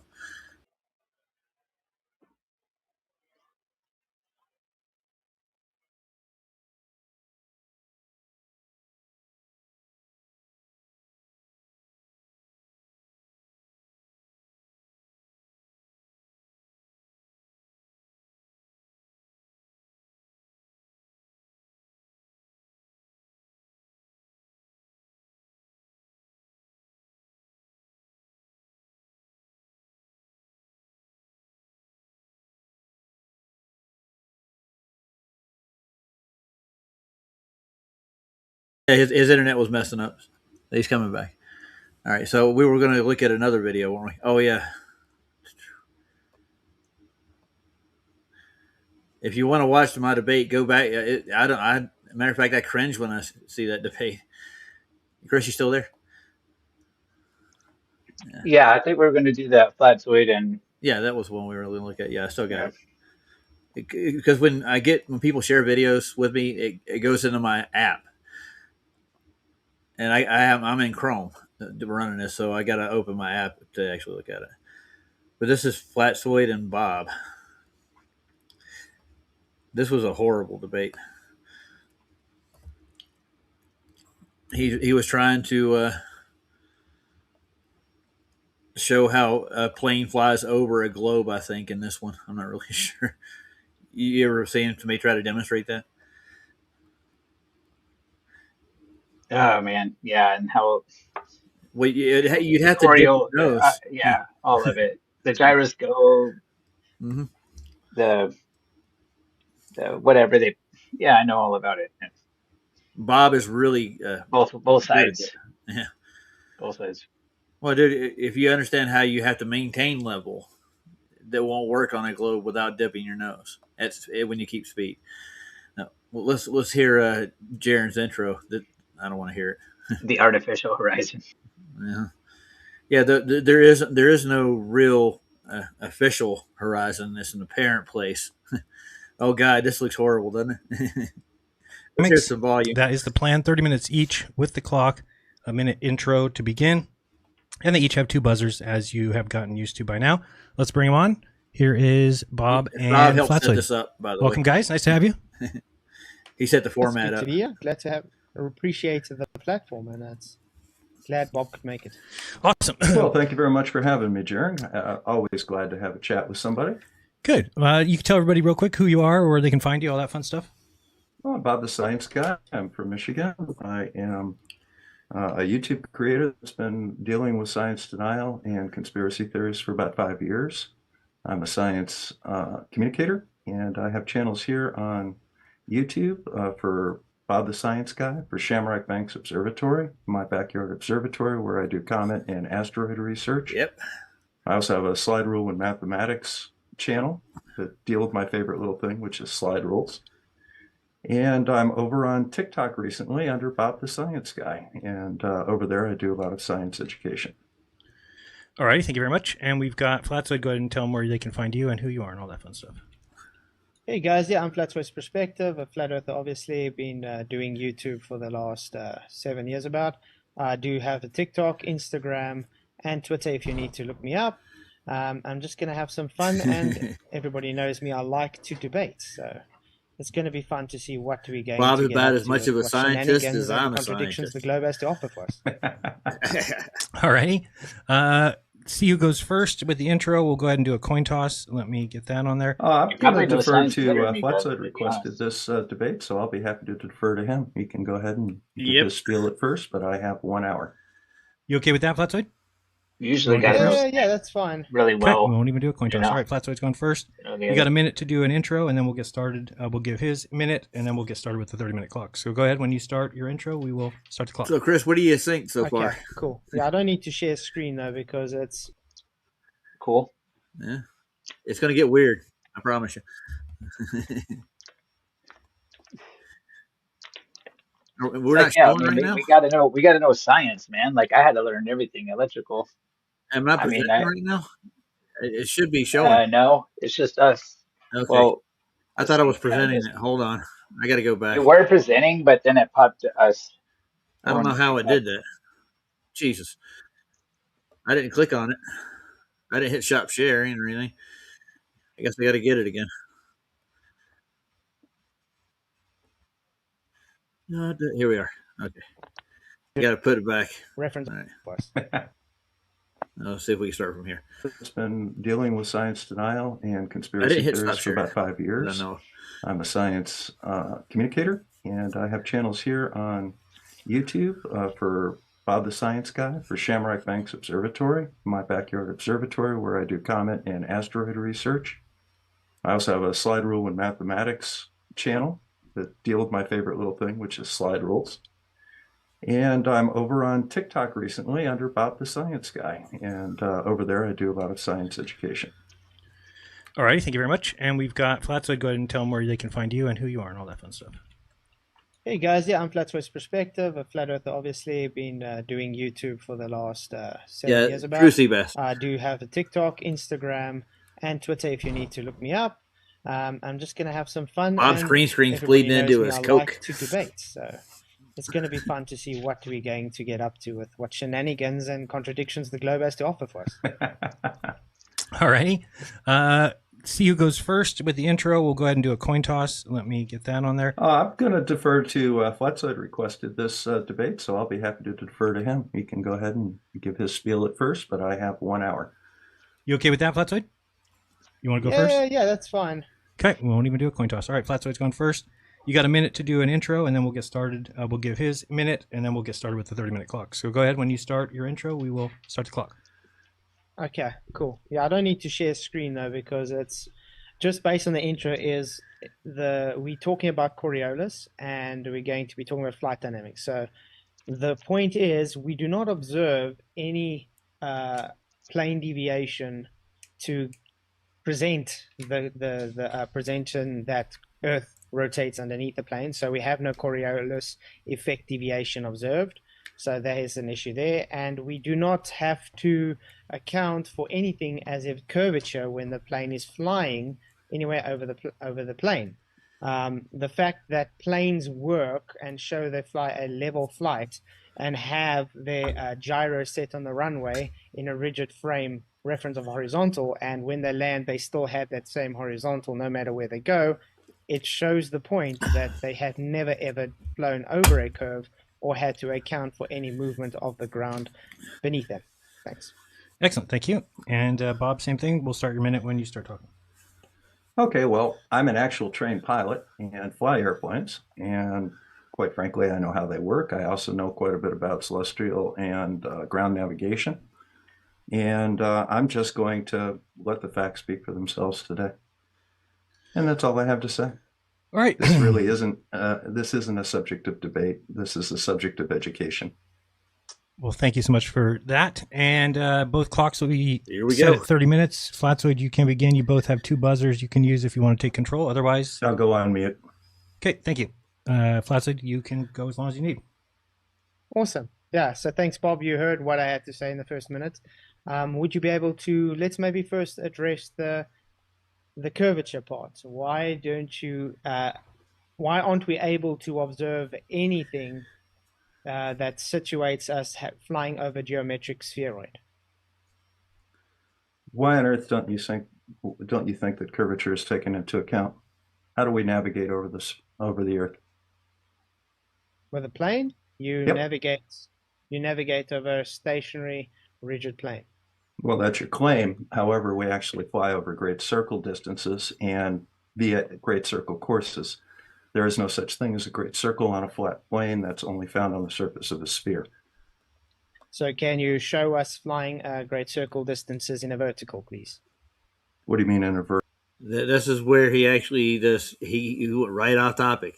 He asked him about deviation for the spin of the Earth and the curvature. They went straight to great circle routes. Vertical. Yeah. Because you need to fly over a sphere. You're flying over a vertical. Your altitude, keeping the same altitude, means that you're going to have to either drop your nose to keep up with that rigid horizontal of the gyro, or it's just magic and it's not curving. Yeah. No, that's basically 2015 thinking. So 2015. if you look at this globe right here, and I put this pen on go. top of it, do you agree that the pen is a certain distance above the surface of the globe right here where it touches? Okay. Does it change? Is it changed anywhere? Still the same distance above the surface. Your altitude doesn't care what the shape of the Earth is. You're a certain distance above. We'll use mean sea level as the datum. So level flight means that you're just Mean sea maintaining level. the same altitude Sweet. above the ground, and it certainly doesn't matter what the surface. So does mean sea level curve? I don't know. I doubt it. This is. Great. So you do know we fly relative to the ground. Yep. With planes. Okay. Absolutely. So if we have mean sea level, can you bring the definition up for mean sea level, please? No. Why not? You should come prepared. If you don't know the definition of sea level, I'll give you a moment to Google it. I can tell you. Well, then go right ahead and do it. No part higher or other. It is the mean sea level, as in zero horizontal, based from one side or the other, based on the topography. Yeah. Nobody says anything about horizontal. It's the mean level of the surface. Literally.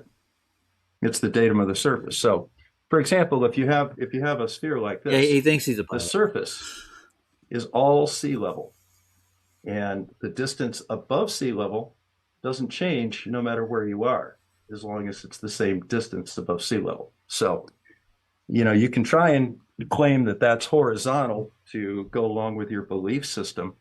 However, that's just simply not the case. 5 feet above the ground, all over the curved surface of the Earth is all level because it's the same distance above the ground. And again, by ground, I mean sea level or whatever datum you're using. Okay, great. So when the plane is on a runway and we get to the plane moving and we're spinning the gyro up, it sets a horizontal reference datum, correct? Yeah, there's your altitude indicator is run off of a gyro, yes. So when you're on the runway, it's sitting still. Not altitude, attitude indicator. I'm sorry, I think I misspoke. Yeah, the attitude. And we've set the horizontal datum so we know always where the horizon is in our flight. Great. Well, we know what horizontal is in our flight, yes. So do you have the same horizontal on every latitude on a globe? Yep. How is that possible? If I'm taking off, let's say, in the North Pole and I fly to the equator, it's not the same horizontal, is it? The horizontal from your point on the pole versus the horizontal on the point on the equator, they're level. They're not on the same plane. They're 90 degrees to each other. So not the same horizontal then? No. Okay, I'll go with that. Great. So when we have a rigid space datum, he got him right there.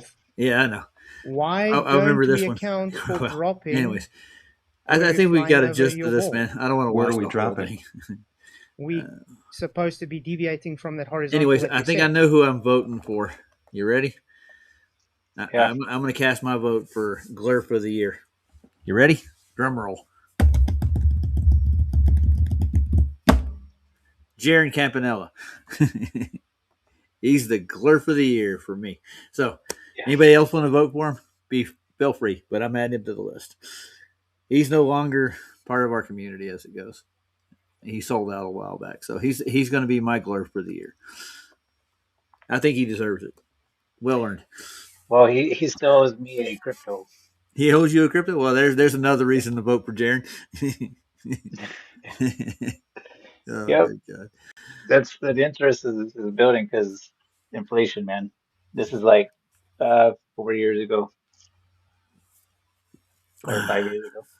So if I took off from the North Pole and I set my horizontal from there and I flew anywhere off of there, that horizontal would automatically change.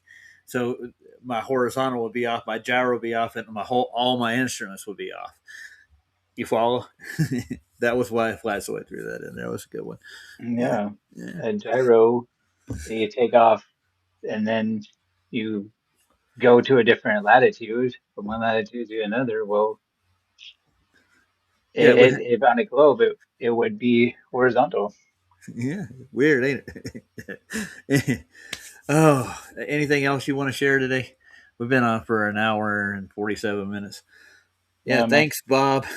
Bob thinks the surface measurement is from the Earth's core. Yes, he does, Glenn. That's all geodetic survey, everything, and it's built on the global grid. And the reason you get distortions on the globe or any projection of the globe, especially in the south, is because they're stretching this flat surface around a giant sphere. So, yeah, they'll find their latitude and longitude, but that's all they'll find. It's set up on the latitude and longitude, and the meridians are built to fit the globe. That's where they fit it in. The latitudes start in the north. That's where they started deriving them from. That's why the azimuths work. All the azimuth projections work, dividing locations, but none of the globe projections are accurate at all. You looked at all of them, right? From the Mercator, the full Mercator map. None of the continents are the right size. They're overstretched too far. They won't fit. They don't. The time zones barely work. That's why they had to create a whole nother system for time zones, like the date lines and all the rest of it. That's one thing I want to do. I want to reset all time, dude. All the time zones need to be redone proper. Yeah, have you ever looked into how they set those things, Chris? No. Oh hell! Some of them are like there's like whole countries in the middle of another time zone that have a complete different time zone because they lobbied the UN for some kind of political reason so they could have this day set up the way they want to. They have their own time zone. It's weird. I don't like daylight saving time. It's just whenever the sun is in it, that's supposed to be noon. Yeah, I don't know where they get. Yeah, yeah. What? It's not noon anymore. It really isn't. The Yeah, noon goes I don't out the know, window. And that's why they end up with leap years, and this is how they can hide a lot of things on the globe model. All these like little time zones, daylight savings time. There's the date line itself has it's missing like a whole day. Like I think they make up for it with a leap year somehow or another. I don't get how it all works, but they won't let you actually figure out where the sun is actually, and it's not accurate. Let's put it that way. All right. Well, I'm gonna. Yeah. Let's see. If there's anything else anybody want to add to the stream? If anybody wants to put any votes in, feel free. Mill over who you want to be your favorite troll. But Jaren's got my vote. And who did you vote for again, Chris? Initially I said Brenda, but did you change it to Wes? Yeah. Well, I want to. Huh? Yeah, you can. I may not need to. He's already winning. So we got 5 for Wes, and we got 3 for Brenda, and I think it's one of yours. So we could give Wes 6. We'll just see. Hey, man. And I'm going to put together a presentation for him, and I'll just do just like a presentation show on who's going to win this one. When do you think that the voting? How many votes have we got so far? I got 3, 5, 10, 11, 12, 13 votes so far. The voting's rigged. Yes, it is, Santero. I'm rigging this vote. Comedy award. Oh yeah, we could have a booby prize. Give it to Craig. He's a comedy show. And all these people, I don't know where they come from, but they claim that they're science communicators. And do you understand what field of science like Bob the Science Guy is actually in? What he actually does? He's a bone doctor. Dude, he's a bone doctor. That's what he does. So he's an airline pilot, or not airline? Well, he's kind of private license. He's flown small aircraft. He's never flown anything commercial or anything. He must not have gotten high enough to. He's doing them small planes. He ain't gotten high enough to see the curve or something. Oh yeah, they can't. They say you got to go over like 35,000 feet to start seeing curve, is what they say. But I mean, even if you do see it at that high, they'll come ask you questions like, "Did you see curve?" Like, no, you can't see curve that high. They don't see curve in the high fighter jets, dude. They don't. The only thing that makes it look curved is the cockpit itself and the windows that it's in. They don't fly curved. They actually, the only thing they consider curvature is the gravity measurements that they get. It's a flat plane, man. It's Yeah, no, flat. I'm kidding. I mean, it's almost not even debatable. I don't know why people still do baits on just Because that they want subject to keep alone. sending rockets up into space like they're doing right They now. want to hold you back from really finding out, and Yeah. they're trying to hold you back from maybe, God and all that. Still, is whatever they can, just keep you trapped on the basic. Is it flat or is it round? No, I'm I not already know it's arguing. flat. It's not that I'm arguing for flat or round. I just know what I know. Let's put it that way. I don't care about the rest. Yeah. The rest is I like pulling apart the pseudoscience that goes with it, and they'll even admit that like gravity is like the weakest force. You can't detect it, but then they'll sit there in the same breath telling you they can actually measure gravity. It's always the same, like the one on the airplane, the Coriolis, Yeah, well and that's been debated, hundreds of times, yeah, and, well, and it's always the same outcome. The flat Earth just is like Occam's razor, flat wins every time. yeah. Well, I mean, they say they want proof of it. Now, we can go out and demonstrate proof if we can actually get out and do observations and measurements and do our own mapping and stuff. We could actually show the flat, and even when the professionals that do celestial navigation, uh, cartography, they actually don't go account for curvature when they're doing their work. If you actually show their actual work, there's channels that do this, mainstream channels, you know. So I'm gonna go hit the head right quick, but I want to give NASA a nod right quick, and we'll go watch the wet dress rehearsal for a second while I do this. You ready? Yeah, man. Here we are, Artemis. How many hours away? 18 hours. They're going to launch something in 18 hours. The Interstellar News Hub is the name of this one. This is the duration info for this. I've been looking at these for days, man. I've seen one supposedly launched yesterday, I think, but it looks like the same rocket. It's still sitting there. It's been sitting there for the last week. This is Artemis 2 dashboard. Still got the same 140 people. Yeah, probably. Let's see how many people were in chat again. Yeah. They're not really saying a lot in there. You'll get somebody like put an astronaut logo and they're like, "Ooh, we're going to get there." Is NASA pushing it too hard?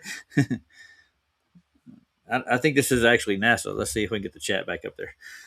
See how many people are in there. Wet dress rehearsal launch. Yeah, what is that? What is a rehearsal launch? I don't know, dude. You tell me. Sounds like they're auditioning or they're getting ready to put something on a stage on a play. Yeah, like they're all actors.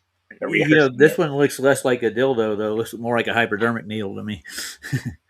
The next vaccine's coming out. You heard about the new pandemic they're pushing now, right? Actually, they have a new one. Yeah. What's it called? I forgot the name of it, but it comes from fruit bats and pork and pigs. Yeah. So there's something about you did mention it. The taint of a fruit bat that lets off some kind of hormone that gets people sick, and if you combine it with, I think pig feces, I don't know, it's causing people to get sick and causing the spiral effect. They're catching like 17 cases in India they got, and there was like another outbreak of like 30 somewhere else, and they catch it in airports is where they're catching it now. It's nonsense, dude. You think you can catch a virus from fruit bat taint? I don't think so. It says there's 142 people like this one. Let's see. I don't. I'm sure if you're gonna hand out like $2,500 stimulus checks, you probably have like pretty much the 99% of everybody going along with it. Like, oh yeah. Hey, I wasn't really going along with that one, but I got 3 checks from Trump during the coronavirus thing. He sent me one $500 check and another one, and then he gave me one for like $1,600, and I'm like, holy shit! And I'm working. That's why they're sending me these checks. I'm working during the outbreak. Supposedly, they were literally temping me as I come into work. They were putting the thermometer, a thermal thermometer in my head every day to make sure I was not fevered or anything. And if I had a temperature over like 101, they would send me home and get me to test myself for corona. Yeah. Well, And I mean, that's nice, but it costs us 25% higher prices for everything for the rest of our life. mm-hmm.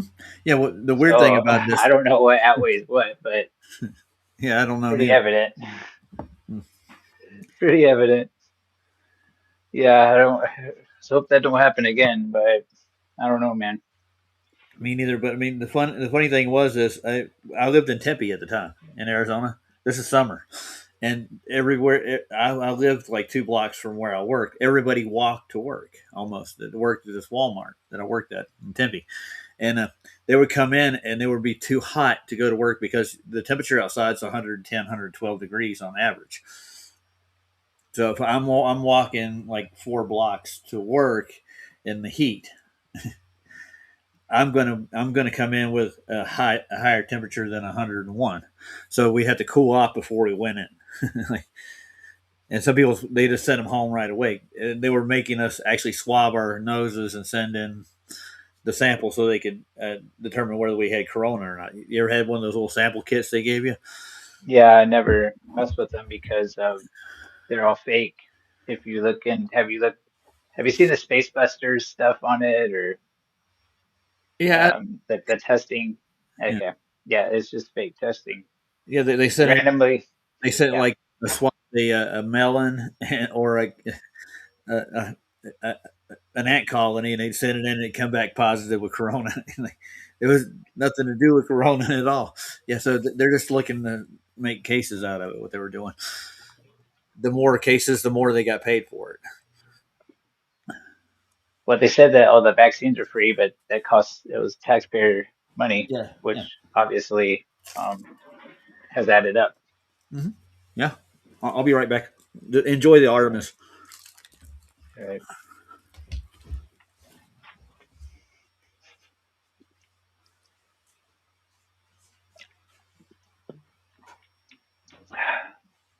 A rehearsal for the play.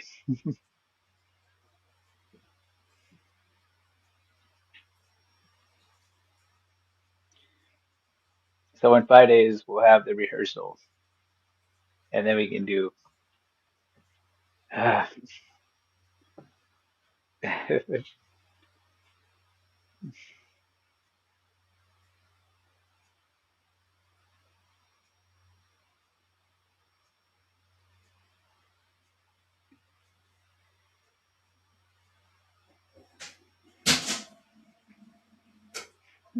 see, pass.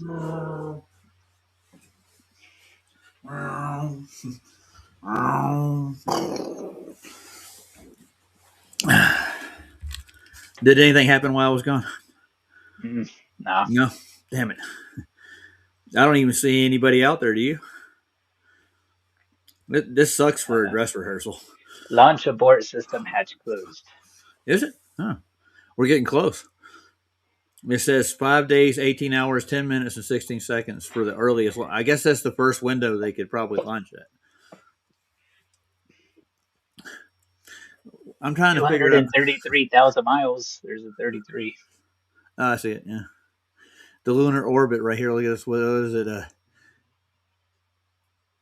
375,503 kilometers to what? To the moon. The moon's like 239,000 miles. I guess it varies. Yeah. But this time it's 233. Nice. Yeah. So I remember when they did it the first time, right? The first Artemis. No, I remember the Orion capsule was a big thing on a lot of YouTube videos. Yeah. Well, I remember watching a couple of clips out of the Artemis one, and it looked like when they were taking shots of the pictures of the Earth, supposedly when they came around their orbit. I think that they dialed it in like it was photoshopped. Oh, well, I bet they didn't have any daylight, and I bet these won't have daylight either. It'll Nope. just be just the clouds and ocean. I don't know. Santero thinks it's a model. I don't know. I've seen it in daylight. I think they actually built this thing. They'll waste money and they'll shoot it up in the air. It's supposed to be the Falcon Heavy, right? Yeah, with the Raptor engines. Yeah, 33 of them, right? I guess all No, 33 of us. yeah, that's actually the number in it. Oh wow, Yeah, that's weird. 33 Raptor engines. Yeah, I was watching the first launch they did, and some of those afterburners went out, dude. They were like, they cut out some of the rockets completely. Okay, I did see that first launch Yeah, on a replay yeah. like this past week, and it looked fake. Mm-hmm. It just looked fake. All the dust and the dirt when it launched. It's Well, we can thank the Army Corps of Engineers for all that. They're the ones that build these launch pads. So. I made a whole ton of like time lapse of them taking down these space stations. Well, it's Oh not, my god. Santero, like I was saying, it I doesn't have, look like a dildo as much as a syringe. You know, I think it really looks more like a syringe, doesn't it? What do you think? Do you think that looks like a dildo or a syringe? If you had to compare it, now oh man. the Blue Origin looks more like a dildo. You've seen the Blue Origin, right? The one Yeah. Katy Perry went up. Yeah. It's got a giant Origin. head at the top of it. You know, like, ta-da! Hi, it's Yeah. a dick. Yeah, for sure. Oh, there he is. It took him forever. We're just we're admiring the handiwork here. I came up with my vote for the GLERF of the year. Okay, what is it? Jaron. Yeah, I just didn't want to give him credit. That's why I didn't say his name. Well, he's a GLERF, man. He's not a flat earther anymore. He supposedly switched sides, you know. Yeah, I heard. Whatever. Well, the thing is, like with Behind the Curve, even that looks bad too, and it looks bad on Dave Weiss, and I'll explain why. You remember the clip out where Bob talks about his gyro declinating at 15 degrees? His excuse was that he had a what do you call a lapel mic on, and he forgot he had it on when he said that stuff. Those things have battery packs on them and stuff. He's fully mic'd up. He knows he's mic'd up. He lied about that. And then he never released any of the data from his gyro, his laser ring gyro of the declination points. He didn't release any of that. And he nonchalantly let the cat out of the bag that his gyro drifted supposedly because of the earth spin. But he never released any data on it neither. So he didn't try to prove the earth spin at all. He tried to make a show out of the fact that it did declinate supposedly. Then you look into what they really did is they climbed up Pikes Peak with the gyro, and it started deviating somewhat because they climbed altitude. It wasn't from earth spin at all. And they even explained that with Glowbusters too. And whenever you hear somebody say "Thanks, Bob," he didn't prove anything. His experiment was I guess he was trying to make drama out of it. Thanks, Bob. Yeah, thanks, Bob. Then I actually looked up some gyros that some people actually built. There's a twin set of gyros that supposedly prove the spin of the Earth, and they had a whole website with even they had these little links you click on to find the data sheets from it, from the two gyros they spun up, and they actually showed the Earth spin supposedly. And you click on the links, and you get nothing. You get an error found 404. It takes you right to the page cannot be found. So I've looked for experiments that actually prove Earth spin, and I've not found any gyros that do. I've looked for them, dude. They say that what they do, they declinate they set the gyros for north, so you could actually get the point where the spin origin is. So the gyro declinates north, and they said it does it on its own because of the Earth spin, but they can't find any data where it does. 15 degrees an hour doesn't work. I think I did a live stream on it when I was looking at some of it. I couldn't find it. They claimed it was. You could look up gyros and the spin of the Earth. you'll find these pages, but you'll never find any actual experiments or data that go with it that show these gyros doing these things.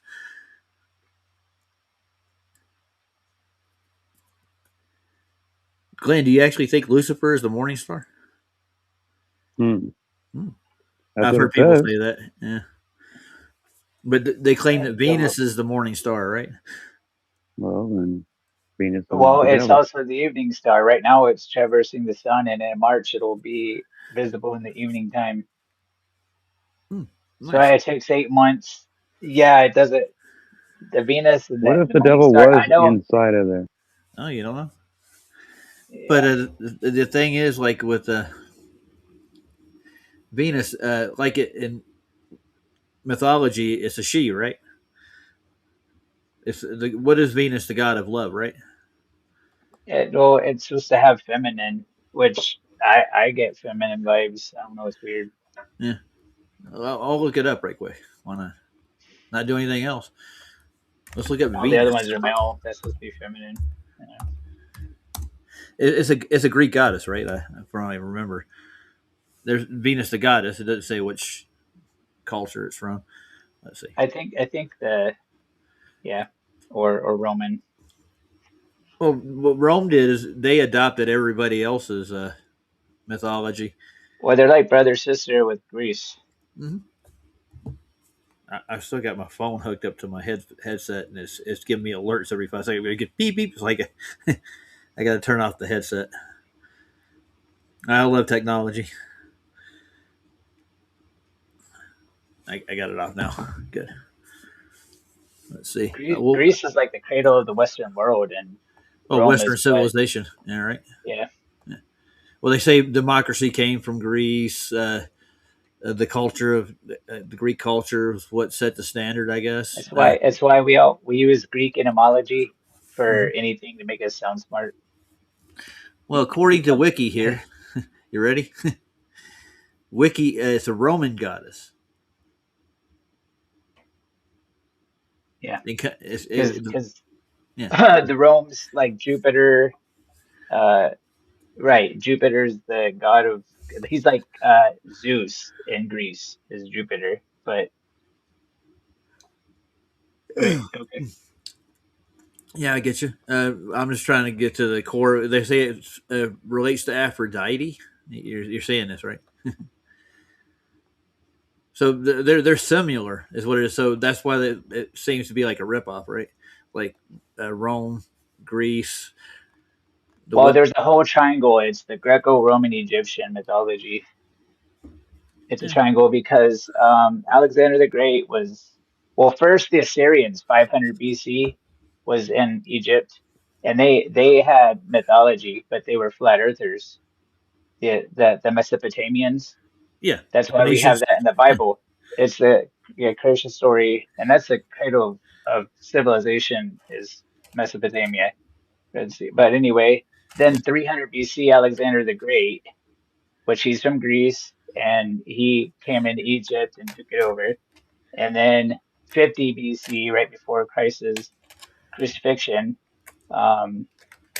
Julius Caesar took over Egypt, and he took it over Cleopatra. Cleopatra was the last reigning Greek ruler of Egypt, and Julius Caesar took it from Cleopatra. But that's like Cleopatra the Third. The first Cleopatra was Alexander the Great's sister, Cleopatra the First.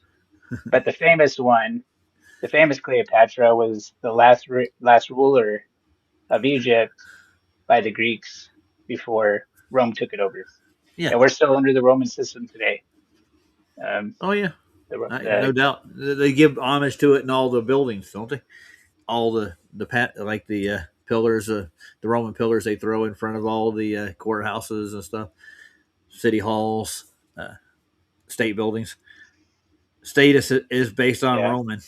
Well, we also name a lot of stuff after Egypt. Yeah. The pyramids on the dollar. You got the city of Philadelphia, which the Ptolemy, what is it? Oh, that river there, the Potomac. Potomac River is named after the Ptolemy dynasty, which was Cleopatra. Okay. Ptolemy.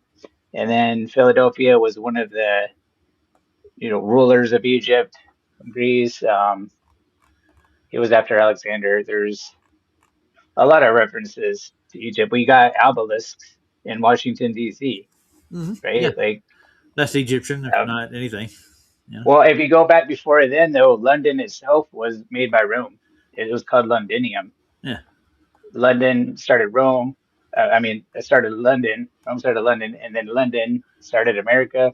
There you go. There's a link. Okay. You put a link in? No. I mean the linking America. Oh, okay. To Rome. Yeah. I got you. Well, I'm going to show you who the ball busters are originally, and we were talking about Arwen. So this is the original cast. I was going to show you guys. You got Quantum Eraser. You got Nathan Oakley. You got Betty Van Helsing, Dr. John D. You know who that is, right? You ever heard of him? He's one of the originators of the Black Swan treatment to observations. He actually did a really good, extensive Black Swan. It's even more in depth than QE's. Yeah, he actually shows you what, even on the gravitational level, how much curvature you would see over distance. He actually took the measurements. He walks you through the whole thing, dude. And he just waited until low tide one morning, and he went out and he showed you how far you would see on a globe versus a flat Earth. And guess what? And then we got the great Adam Meakin. That's the he helped build a couple of big channels like Iron Realm Media. He helped build FE Core. He's been involved with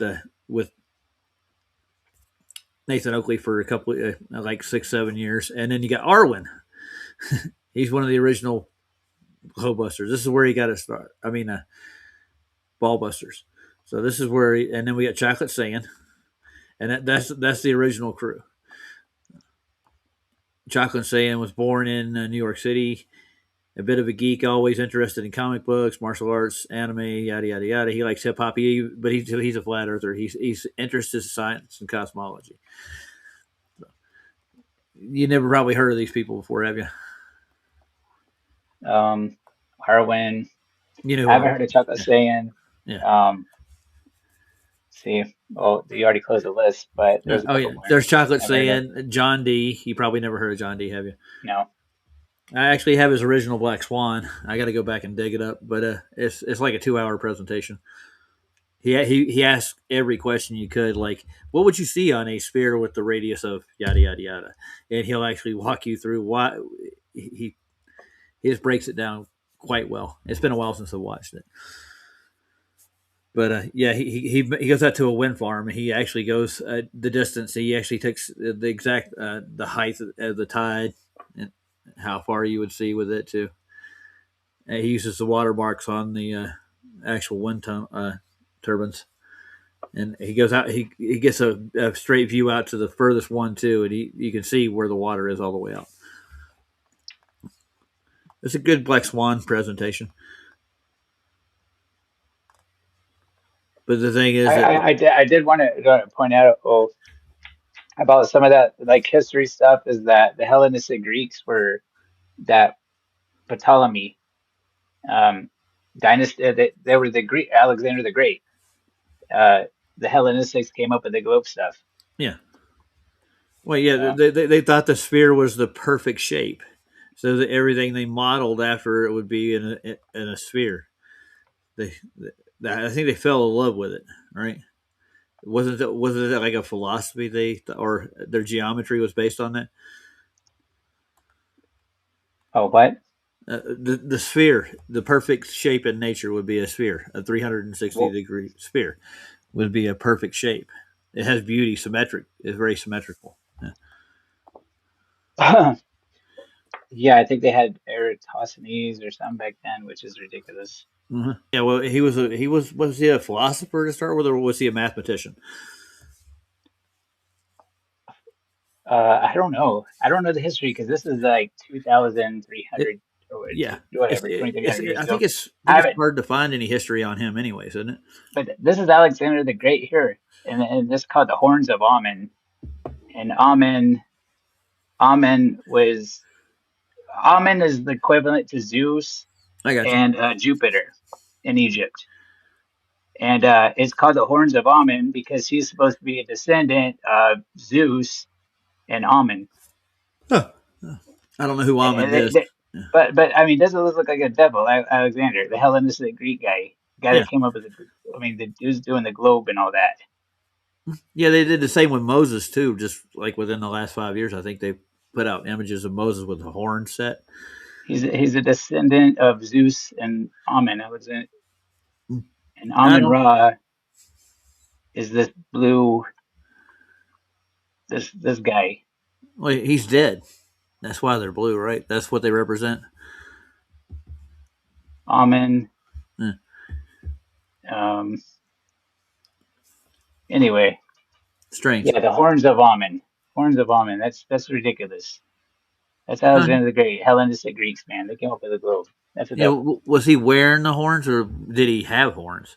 It came out of what this came from is these let's see if I can find it came from their gods. There's like this I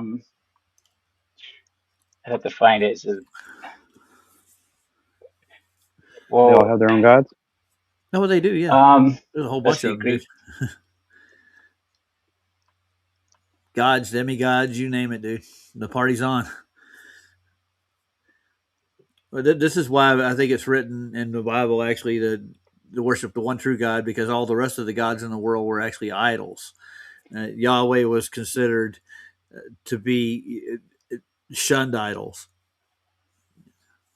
I think in Levitican law, it's against the law to create idols from the Messianic or the Mosianic law. The Ten Commandments, it says you shall have make no engraven images, or like you see these horns here. Yeah, these half goat men, the Baphomet stuff. It came from these Greek Alexander the Great, and this orgy stuff. This is where like the where they have that thing in California. It's a forest, right? The Bohemian Grove. Yeah, I know what you're talking about. It came from this right here. It came from Alexander the Great's mom, and they called him orgies or Orgion, and it came from this god here. He's the god. He's one of the main 12 gods. What's his name? God of winemaking, fruit, fertility, festivity, religious. Diomedes. That's how you say it? Dionys. Dionys. Whatever. Yeah. But they had these, and they do stake handling, like with the serpent. The serpent is weird. It links all religions all around the world, like the Chinese, the Hindus, the Mesopotamians, the Greek, all of them, Roman and Egyptian, the serpent. But they had a thing with serpents. They would do weird stuff with that.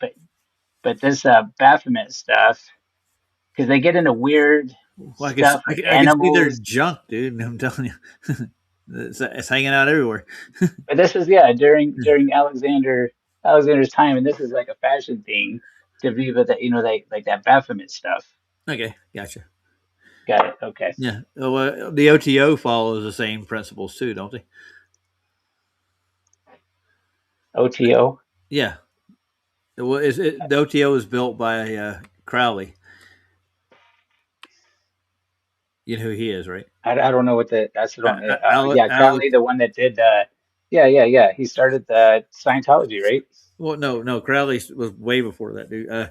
No, the OTO is the Ordo Templis, something. I can't remember how to pronounce it properly. I have to look it up. I don't know. But they have the same rituals. They do orgies too. They follow the same set. And they do the eyes wide shut stuff where they dress up in costume and have orgies. And they brought it over here, and a guy named Jack Parsons. You ever heard of him? I've heard of him. I don't know who he is. Tell me who he is. Well, he built the Jet Propulsion Labs for NASA. Okay. Yeah. Well, he's a member. Yeah. He's a member of the Temple of whatever the hell that is, and he's part of Scientology. L. Ron Hubbard's one of the members. Okay, Hubbard is the one that started it. Yeah, he's involved with it. Yeah, they both did. They were both involved in starting it. Yeah. Okay. And it morphed into Hubbard and the Jet Propulsion Lab guy. Where's Crowley? Who's this Crowley guy? Aleister Crowley. Oh, who was he? Oh, we'll look him up here. Let's get on it. Oh. You never looked at Aleister Crowley? You really? Yeah. You don't know who he is? Well, why You not? ever heard that song by Ozzy Osbourne called Mr. Crowley? Who was the guy that came up with satellites and wrote all Mr. Crowley was Oh. the leader of a Satanist group or something. You're talking about the author that wrote about satellites previously Yeah. to their making? Yeah. Arthur C. Clarke. Okay. Yeah. I got all these things on my mind, man. I don't know. Even though it doesn't make any sense that a satellite would ever even go up or even stay up in the air. It doesn't make any logical sense scientifically. I'm trying to remember how to spell Alistair. It's a weird name. It's Alastar. I got it's it. a weird spelling, yeah. Alistair. It's going to find it for me. Yeah. Got it. There's a lot of these bookkeeping. There might be an I in it, but I don't think so. I think the I is omitted. It's properly spelt with an I, but and probably an E at the end too, but that's not true. Back then they didn't have an E on it. That's been added since the French changed it. You're gonna love him, dude. I'm gonna show you just like a spread of his. I don't love anybody except for God, dude. Well, I'm talking about. Well, Chris was talking about Egyptology earlier, so. Greco-Roman Egyptian mythology. Yeah. This is how he dressed. I don't like it because it's fake. Here's Mr. Crowley. You see him here? Yeah, he's the dude. You know who he is. You've seen him before. Yeah. Well, I've seen him. Yeah. He mentored Jack Parsons when he was younger. He's the guy who invented the phrase "Do as thou wilt." Yeah, the OTO that they're be all not like someone else had never said it before, but he coined the phrase. He coined the phrase "Do as I wilt" is the whole of the law is actually how. In other words, and what he meant by that was have sex with anything you want. Doesn't matter what it is or how old it is. That's basically what his principle was. Do what you want, basically. It's the naturalist philosophy, actually. But he kind of meant sexually to anything he wants. That's basically what he really meant, though. I'll see if I can pull up a video of him. Here's one, Aleister Crowley and human voiced. It's got no ads. Let's see. Man to evil history. Jesus, there's so many different videos you can watch on Aleister. Yeah, he's one of the original the Beatles album cover. Yeah, he is on a Beatles cover. Yeah. And I actually have a video I can play for you. Well, so are the Beatles. So yeah, I think the Beatles. PFD, dude. Yeah.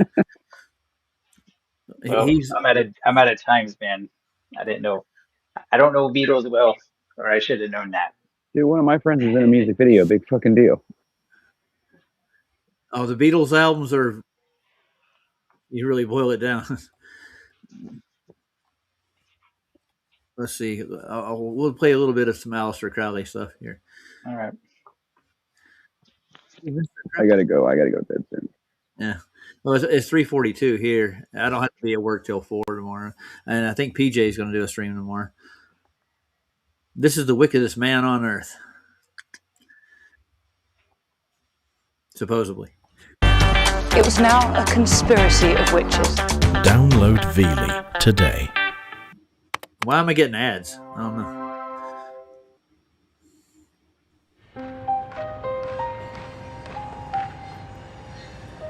Who put this video out anyways?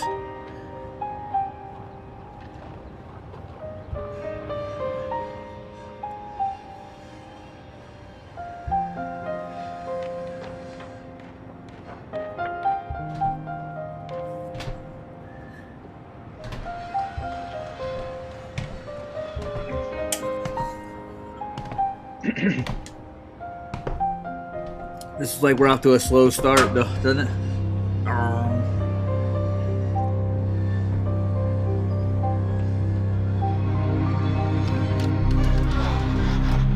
I think this is London somewhere.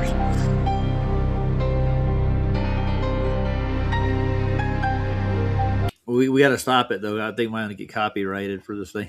Just like take a moment. Or bump it up to where... Yeah, I got you. Crowley interviewed in this or something? I seriously doubt it, man. the documentary or yeah, it's a documentary. I've never really seen an interview with Crowley. I've seen interviews with people who work for him and stuff back in the day, but I think he shunned the public for the most part. Let's make the speed go.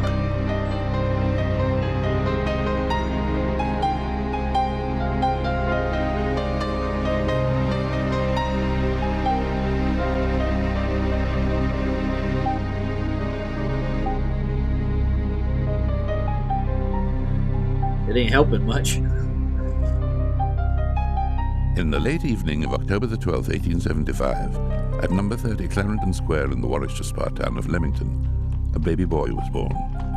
Named after his father, Edward Alexander Crowley was the firstborn son and future heir to Emily and Edward. So Alexander is his real name. He just goes by Alistair, I think. Weird. Okay. I didn't know that much. 1875, man. That's nobody. Quite a while back. All his God-fearing parents would have deduced that this child, who later changed his name to Alistair Crowley, was to become infamously known in later life as the wickedest man in the world. However, what has been written in later years can be believed, and there have been a mountain of books written by or about this man.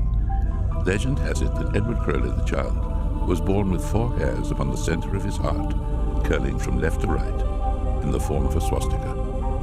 The mark of the beast. The child's father, Edward. So I had never heard that before, neither. That the swastika is the mark of the beast. Have you ever heard it? No, I don't. I think they got it from other stuff more farther back, like whatever, like Assyrian or something. Yeah, like Mesopotamian type. Yeah, I never heard the same mark of the beast. No, I know where the idea for the swastika came from. It's the seasons. If you ever look at Polaris during each solstice or equinox, the dipper is like the arm from Polaris. It gives it like a swastika look. If you take a time lapse of it during each solstice, you'll see it forms a swastika around Polaris.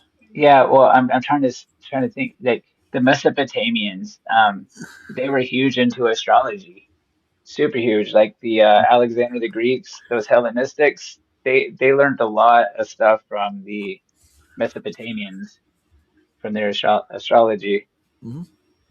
And like they had the number system base 60. We use the decimal system now, but the Mesopotamians had base 60. That's where we get 60 minutes, 60 seconds, arc minutes, you know what I mean?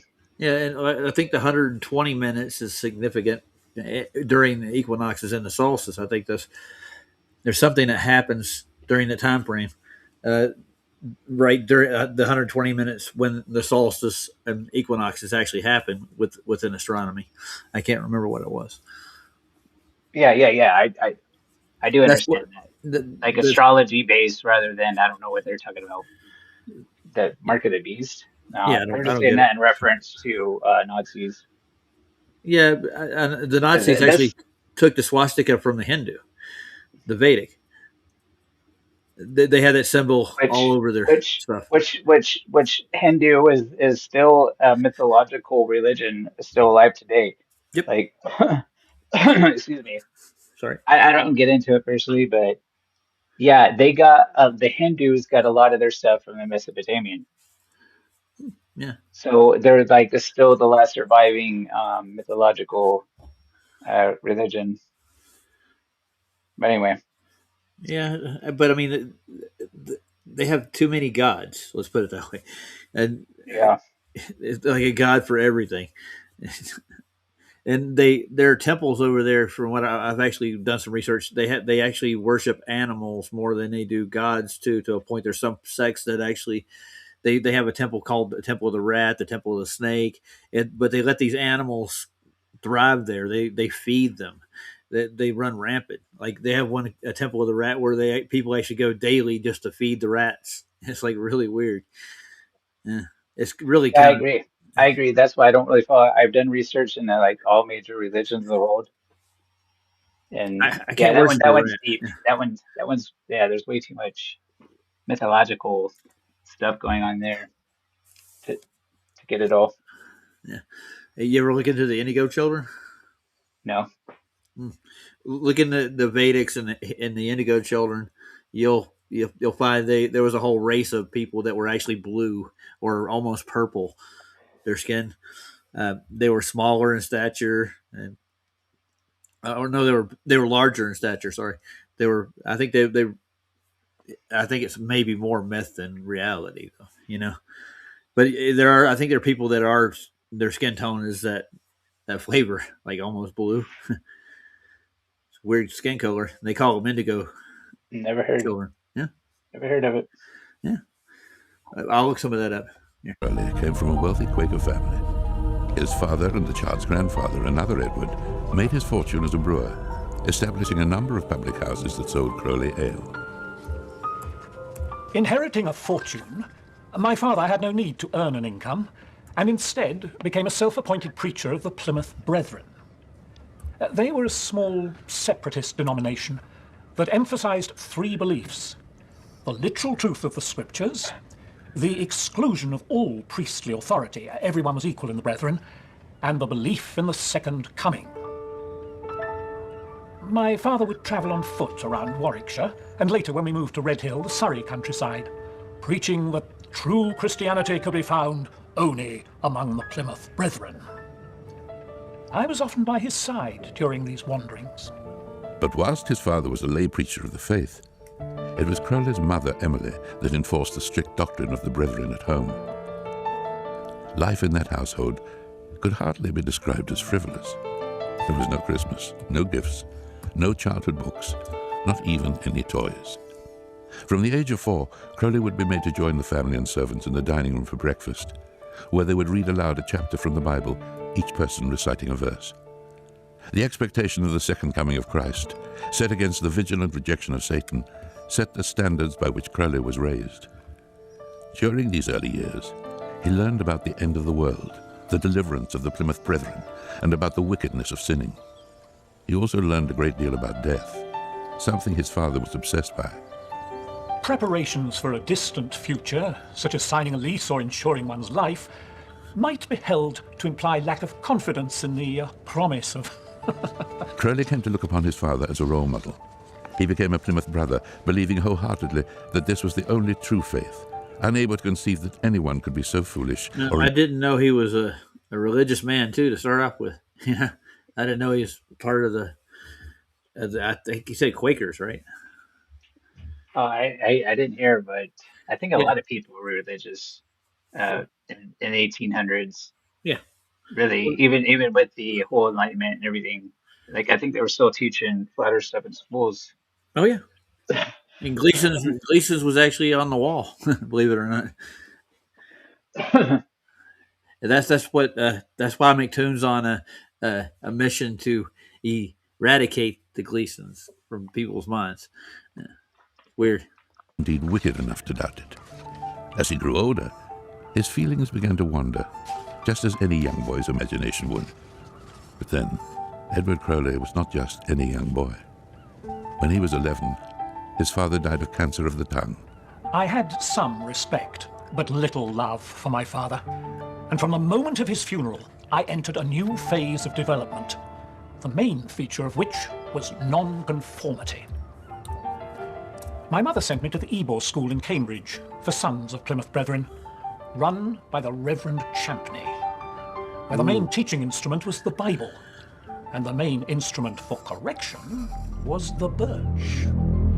It was around this time that I began to rebel and fantasize about torture and blood, often imagining myself being hurt and in agony. Of course, just as any young boy, my vivid imagination also began to turn to the opposite sex.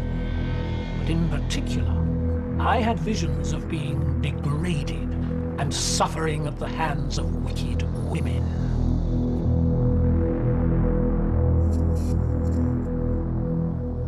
Perhaps these abnormal fantasies stemmed from his strict upbringing by his mother, or from some deep resentment for his father's death. But they were to become stronger and more prolific as he grew older. Aleister Crowley and other authors documented a number of anecdotes from his boyhood life. Well, I don't think we're going to watch this whole thing, though. Crowley had been told that like a it's cat 2 had hours 9 long. lives. From this, he reasoned that it must be near impossible to kill We're one. going to get the whole history of Aleister Crowley. But whenever he's referenced to the Mark of the Beast and 666 even too later in this documentary. Let's skip ahead a little bit. Let's see if we get into like the weird shit. Many years translating one of the oldest and most famous books on magic, The Key of Solomon. Ooh. He had also written a book, The Kabbalah Revealed, which he had translated from the Jewish Zohar. Many years ago, I discovered another Hebrew manuscript, the book of the sacred magic of Abramelin the Mage. It was a kind of teach yourself guide on how to impose your will on nature, using contemplation, prayer, and abstinence. Not that far away from yoga. There are two schools of magic. On the one hand, you have white magic, which invokes the forces of good. On the other hand, you have black magic, which invoke the forces of evil.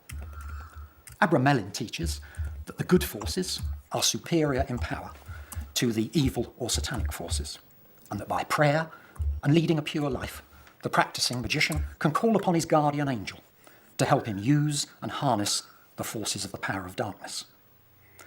There are no real rituals, just lists of angels and demons which can be evoked. There are also talismans, which can be used for such things as bringing the dead back to life. Oh boy. Obtaining riches.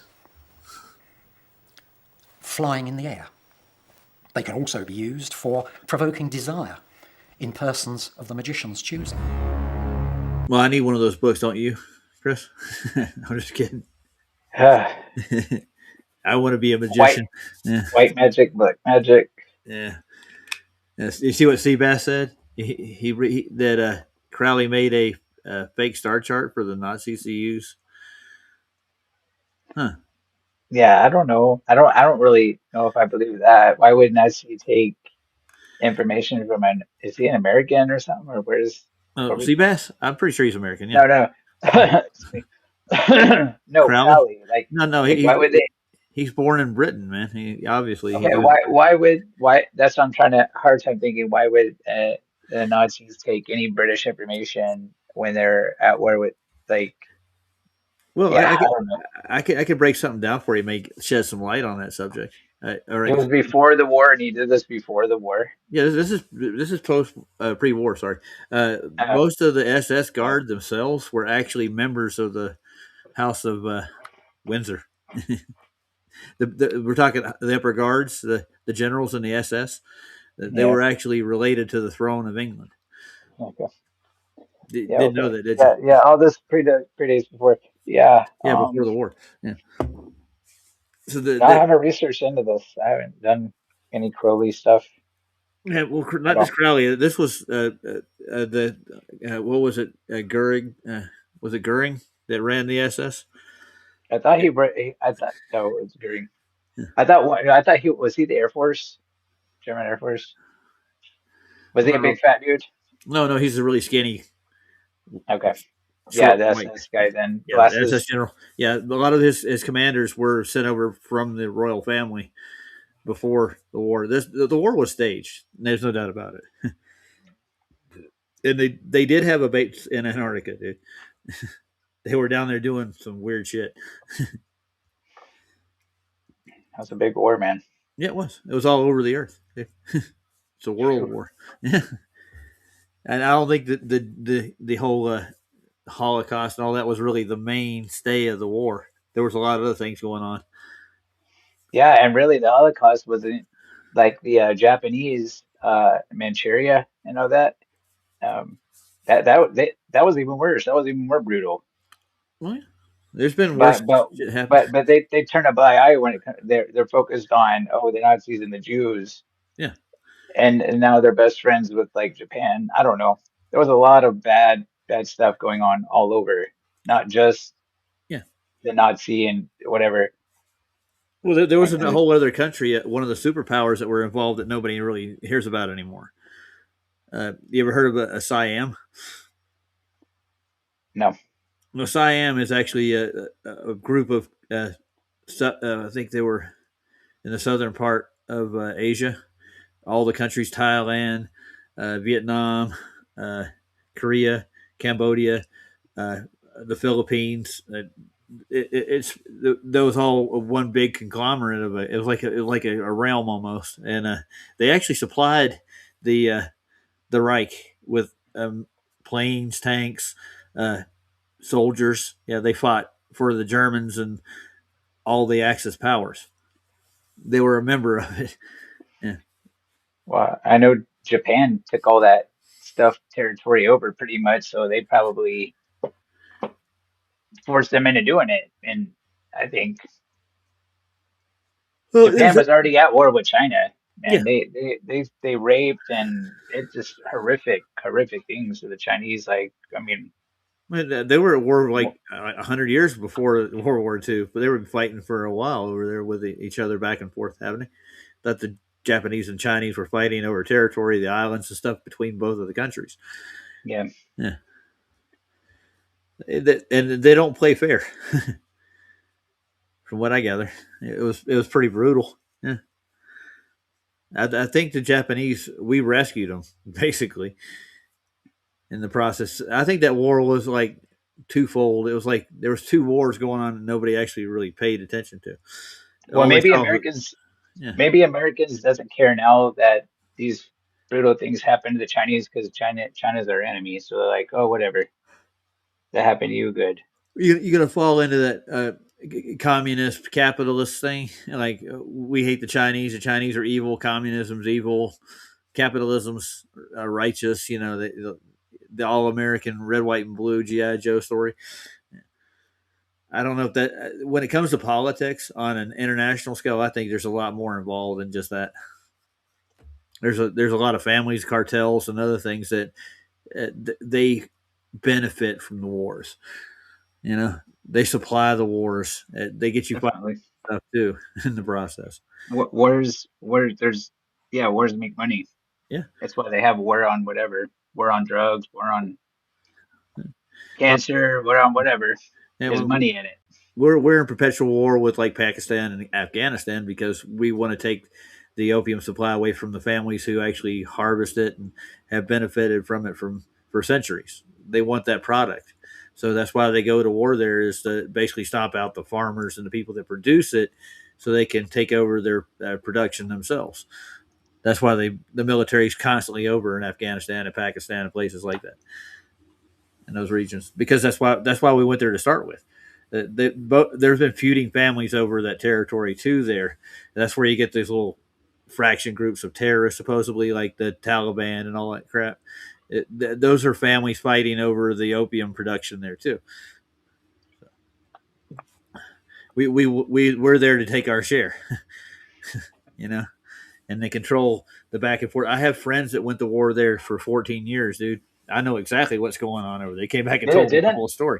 You know, didn't they have like opium wars between Britain and China or something? Yeah, that was back in the day. And yeah, now, now China's making fentanyl and then bringing it in through Mexico in like commercial quantities.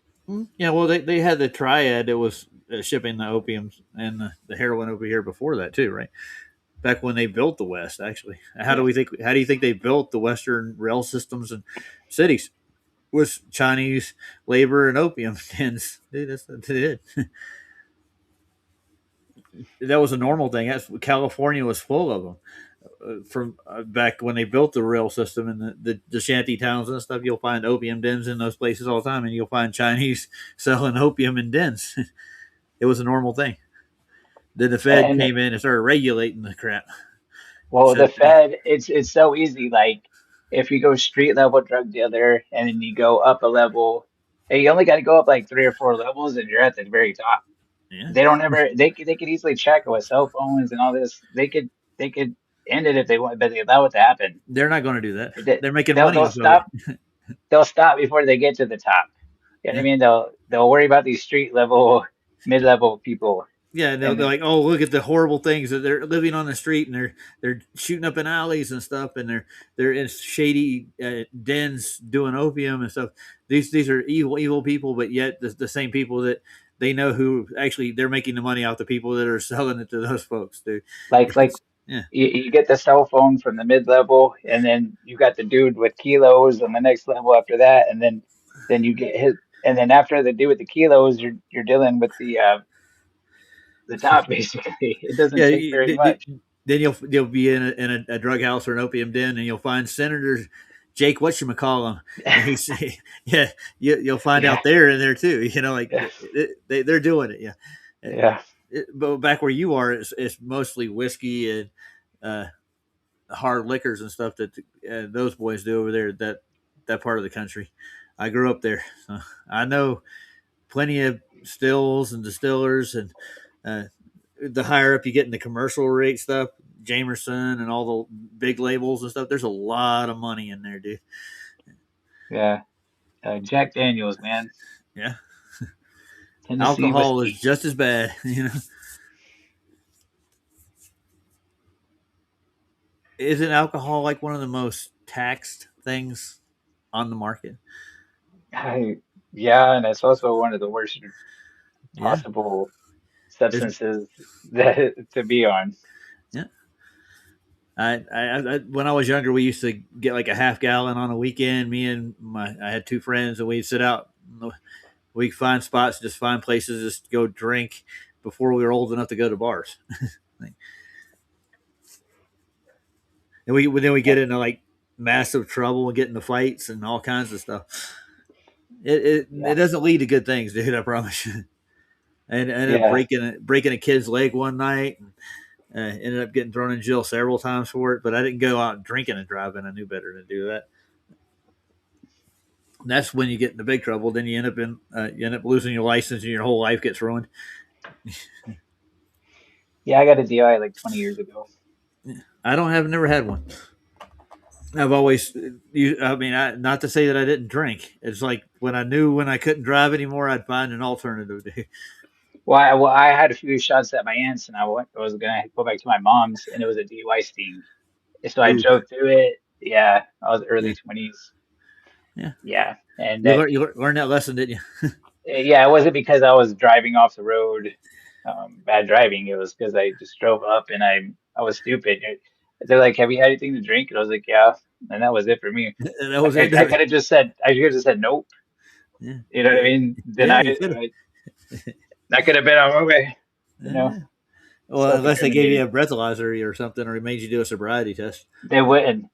They wouldn't unless I don't know. Yeah, they'd have to smell it. I don't know. Yeah. DUI stings. They got the road blocked off, and they have like I've seen they them. Yeah. divert trap. Yeah, and then they just asking everybody, "With have you had anything to drink tonight?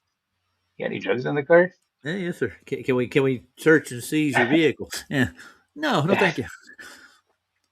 Yeah, but I mean, whenever we're not drinking, man. If I was by myself or I didn't have a designated driver, I would literally just sleep it off in my car.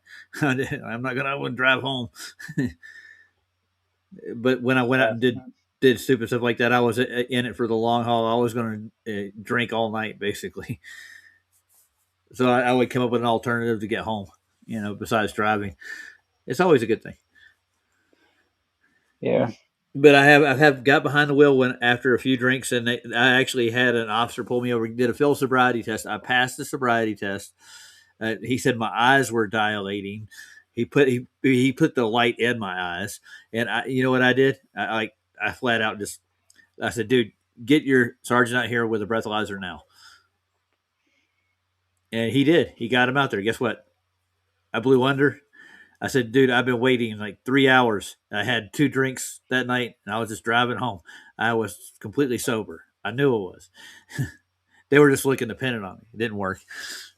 Once they got the breathalyzer out there, they let me drive home. It was just like, that was the stupidest pull in the world, dude. They were looking to make their quota, for DUIs that night. This is in Flagstaff. And I was driving down I-40. And I-40 Milton Road is the main drag. It's actually Route 66. It goes through Flagstaff, and I lived right off the road, about 3 miles down from where I was at the bar I was at earlier. And I waited at the bar after I had drank, and I was hanging out with my friends when I actually felt like I was sober enough. Only had 2 mixed drinks the whole night. They were like $2 specials. They weren't that strong, and I waited 2 hours after that, and I had to be at work the next morning, so I was just going to go home and get cleaned up and go to bed and go to work. And this cop just decided I got too close to the yellow line or something. That's what he told me to start with. And he said, your eyes look dilated, sir. Like, no, they don't. He said, they're shining a light in it. Of course they're dilated. You're shining a light in my freaking eye. Yeah. And the weird part, I mean, if he thought I was that drunk, they would have impounded my car, but I wasn't actually just drunk or drinking and driving, you might say. It had been hours had passed since I had like a small $2, I think it was a Red Bull and vodka, what I was drinking. They had the special at the green room where I was at. And I waited like almost 3 hours before I drove home. And it was like 11 o'clock when I left the place. So it was like maybe like 1:30 in the morning or so. Yeah. Anyways. That's cool. Yeah. But cops will do that, man. They'll try to make it seem like you are drunk, even though you aren't, just to get a ticket or get you into court. They'll lie, dude. Yeah. Access get back to to the it. second order of the Golden Dawn eventually led to access to one's guardian angel. I wasn't convinced. Have you ever heard of the Golden Dawn? The Golden what? The Golden Dawn. No. It's Hermetic Society. You ever heard of Hermeticism? No. What is it? Hermeticism. It's based on Hermes and his principles. Hermeticism. They believe that each age has a golden dawn to it, and it's based in a lot of Egyptian mythology. That's what this is one of Crowley's things too. Actually, is it like an early Greek philosopher that came up with this? I think so, but they adopted a lot of principles from other things too. Because I know like this is where they came up with like rhetoric, and then they got skepticism, and I don't know, they had all kinds of this what you're talking about, and this is one of them that you're explaining. Yeah, it's from the same group. Yeah, I joined a group on Facebook when I first saw like, ooh, that looks cool, the Golden Dawn, and they had all this Egyptian hieroglyphics, and they make reference to the Egyptian gods and the celestials in the process. So they get you, suck you in. I joined the Facebook group, and they would send you posts on philosophy and stuff. They'll give you a little like couple paragraphs, and they'll say this god does this, and they printed up a whole book about it. And it's called the Golden Dawn. Is just the name of the society, and I think Aleister Crowley is one of the beginning founders of it. Aleister Crowley Back to him. Could steer clear of temptation, or indeed that he knew where to draw the line between good and evil. During the months of studying for the Golden Dawn, Crowley moved into new lodgings in numbers 67 and 69 Chancery Lane, London. He leased the rooms, claiming to be a Russian aristocrat under the guise of Count Vladimir Zverev. Mather's suspicions were not unfounded, for when Crowley decorated his new lodgings, he turned 2 of the rooms into temples. Both had magic circles and pentagrams on the floor. Ooh. One large one, covered with huge mirrors for the practice of white magic, whilst the other, much smaller one, was kept empty, save for a figure of an ebony Negro on his hands, supporting a small altar on his feet and a human skeleton. This temple was for the practice of black magic. Brother Perdurabo would feed this skeleton with blood, small birds, and beef tea in an effort to bring it back to life. During one of I've never heard of this. Have you? No. Trying to bring a skeleton back to life. Why would you practice? Yeah, with organic material, feeding it to it. I don't know, man. That's a good question. I guess it's. I don't. Let's see if they brought it back to life. Let's see. I don't know why. Urania temple. Yeah, go ahead. Crowley became aware of. I don't know why you would practice black magic if white magic's more powerful. I don't know neither. Yeah, I don't know if you can separate the two. Actually, that's what I'm trying to think. Like, what is white magic versus what is black magic? Now, I had friends that were in like to Wiccan, and they're like, "We're into white magic," and I'm like, "What the hell's white magic?" Yeah, I never really got a full explanation either. Yeah, this is weird. Let's see if we get the skeleton to come back to life. A powerful force. It appeared to radiate from a young man within the group, This man was Alan Bennett. Bennett was a highly revered member of the Second Order of the Golden Dawn, almost as highly esteemed as Mathers. And in addition, he had a formidable reputation as a magician. I had heard of Brother Perduabu, Alistair Crowley, from Mathers, and had been asked to keep a watchful eye over him. I approached him after the ceremony. Is this guy supposed to be a Franciscan monk or something? Look at him. He's wearing a brown robe. He's got a shaved front head. He looks like, a Buddhist monk. Yeah, could be, but I mean, the Franciscan monks are usually wear brown. I know that, but that's a Catholic order, from what I remember. Yeah, Catholics are into this kind of crap too, but they got their own version. Burn candles and pray to saints, dude. It'll help you. You gonna pray to Mary? I was raised in that crap, and I never saw any real power in there, like any kind of spiritual thing. I never seen anybody be exorcised, neither of demons. I never even heard of it in real life. You only hear about it in the movies and stuff or on TV. Have you ever heard of somebody or know anybody that got exorcised of demons? Neither.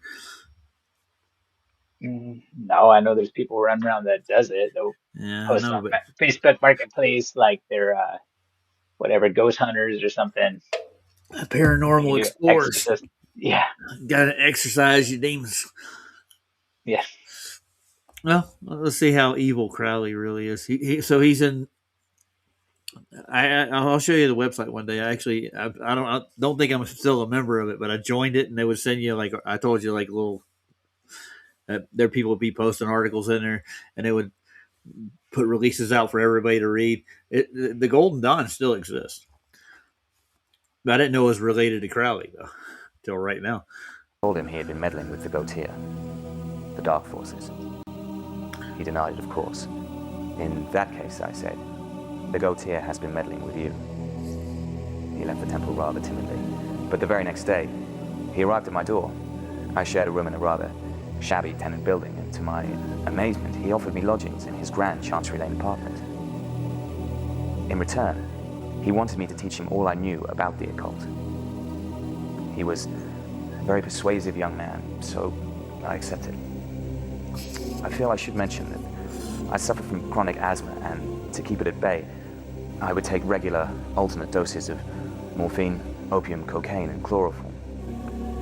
Somewhat strapped for cash, I really had no... That's quite a concoction, don't you think? Yeah, for a freaking monk. Yeah, and just for asthma, dude. He's taking morphine, cocaine, and what else did he say? I forgot. I don't know. That was quite a bit for somebody that's supposed to be a monk. Yeah, and just for like a disorder like asthma, I mean, all that is a constriction of the lungs, basically. I bet you it'll clean your lungs up. I want to listen to that again. Let's take it back. I want to see what the concoction was. In that case, I said, the Gautier has been meddling with you. He left the temple rather timidly, but the very next day, he arrived at my door. I shared a room in a rather shabby tenant building, and to my amazement, he offered me lodgings in his grand Chancery Lane apartment. In return, he wanted me to teach him all I knew about the occult. He was a very persuasive young man, so I accepted. I feel I should mention that I suffer from chronic asthma, and to keep it at bay, I would take regular alternate doses of morphine, opium, cocaine, and chloroform. Okay. Somewhat. Morphine, chloroform, cocaine, and what else? There's one more, right? Opium. Opium, yeah. Well, okay. So, regular doses daily. So he was just high all the fucking time, dude. That's what it was. Yeah. That's like doing speedballs. You're on uppers and down. Okay. Yeah. I wonder if and then Crowley's going to get around him and get all high on drugs. Maybe this monk's the drug dealer of that circle. Yeah. So he's hooking them up, man. He's part of the cult, or the occult, as they call it. Yeah. Strapped for cash, I really had no other choice but to accept Alistair's offer. It's like blackmail to me. I must add, I would never have accepted monetary rewards for my teachings. That would have been strictly against the code of honor. Crowley had found what he had been searching for. a master in occult wisdom.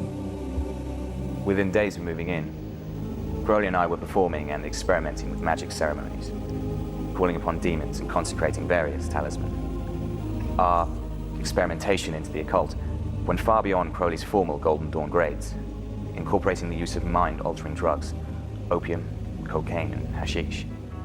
Ooh, they added a new one, hashish. Yeah, they got them In all, man. 1899, drugs of this These are nature the were drug openly dealers available for those that had the that means to Crowley pay was for them. looking for. The first Dangerous Drugs Act was not passed until much later in 1920, so it was quite legal and fashionable amongst many high society revelers to dabble in narcotics. Why not? What wasn't legal in the Victorian era, however, was homosexuality, and Alistair had been warned by a female acquaintance that his Chancery Lane apartment was being watched by the police. We did, how should I say, bend the rules a little. Alistair and I were close, but never that close. Our relationship was based upon one another's devotion to understanding the occult and indulging ourselves in the affairs of magic. I was concerned, however, that he was becoming addicted to narcotics and was always searching and experimenting with his state of consciousness. Rumors of the questionable occult activities in Chancery Lane were filtering back to the other eminent members of the Golden Dawn, as well as whisperings of Crowley's many promiscuous sexual relationships with both men and women. William Yates, for one, highly So he was pretty much a sadist and a bisexual and a drug addict. Yeah. Well, that's a recipe for a psychopath. Yeah, but the thing is, it was legal, except the homosexuality. Remember, I don't remember days when it was illegal, but it's always been frowned upon. But I think there are blue laws still on in the records up in where you are about homosexuality. I'm pretty sure of it. Back east, that they're pretty strict with their laws. There's probably something on the record about having sex with anything almost that they'll lock you up for it. Yeah. But they're trying to make it a social norm again. You notice that, right? Maybe it's the same group of people. You never know. approved of the man and let it be known to Mathers. In May 1899, Crowley went to Paris to meet the leader of the Golden Dawn for the first time.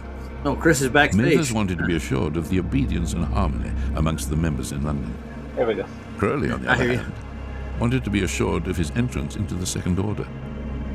Despite Yates' protestation, Mathers trusted the judgment of Bennett. Consequently, obviously he doesn't run the Order of the Golden Dawn, though, does it? It seems like he's trying to get into it. I guess it's nothing. It was around before Aleister Crowley was.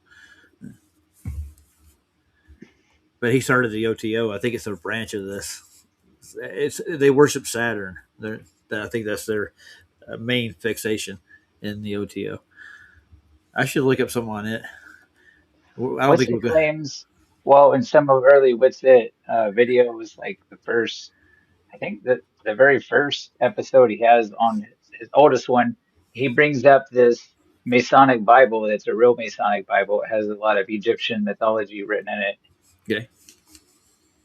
And then 3 episodes later, well, in that one he claims he got it at a yard sale, and then a few episodes later, he says it's his grandfather's. Yeah, I'm sure it probably is his grandfather's. He just trying to cover himself. I found this Messianic Bible in a yard sale. He actually found it in his grandpa's library. He's probably a member of the Masons. He's probably a Freemason. Yeah. Yeah, his grandpa put him up to it because he came out.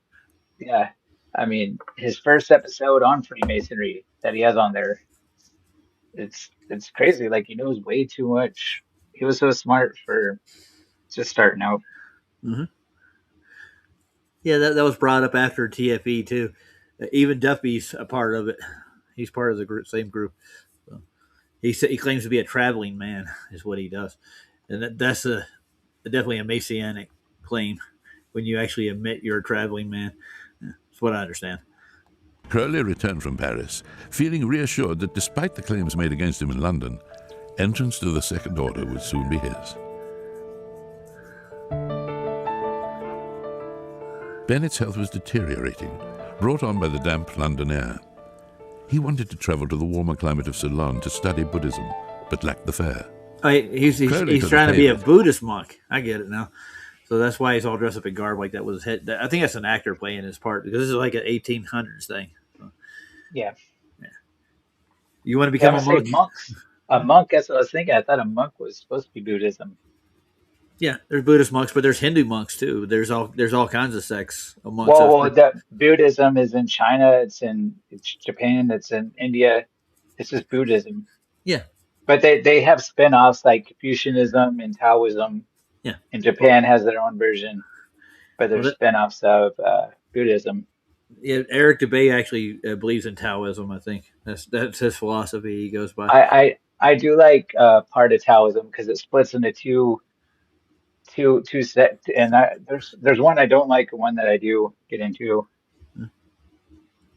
Anyway, which one is it? I don't know the exact. Name of it? It'd be the one with the yin and yang stuff. Okay. Because Taoism, well, really, it's pronounced Taoism, like Taoism. DA. Yeah, I know how. So I know the pronunciation. Actually, that's what Dubay's into. Yeah. It splits into two. That whole thing. It takes it's. I'd have to look it up. Yeah. Well, if you want to, it'd be cool. I don't think I want to play much more of this one. Let's skip ahead a little bit, see if we get to some more weird shit. But I don't really. It's going to drag into like the actual history of the whole thing. It'd be good if I were going to like do this, I would make a whole show for it. I think we'll stop here. So far, you get the fact that Aleister Crowley was experimenting with everything. And I guess it started off as a Quaker. Next thing you know, you're in the middle of a drug den practicing black magic and trying to bring skeletons back to life. You're going to be considered evil. This makes sense to me. Yeah. Magic is evil, Seabass, yes. Hermes, Mercury, the messenger. Yeah. Well, don't shoot the messenger, Salad. He's just telling you about it. He's not doing it to you. But did you really want to know? Did you put a link in the back? That was you saying you're backstage. Yeah, no, I'm just looking up the wiki page and trying to sort this out. You go on the wiki? Wiki. Yeah. Yeah, but that's where all this NASA stuff came out of too. Believe it or not, the OTO is actually that's their philosophy. They actually, but what they had to do publicly with Jack Parsons is shun him because he was doing some weird shit, like rituals and stuff. So they kicked him out of NASA, and he started his own propulsion laboratory and decided to go into rocketeering himself. He did. I think he did work for NASA at one point in time.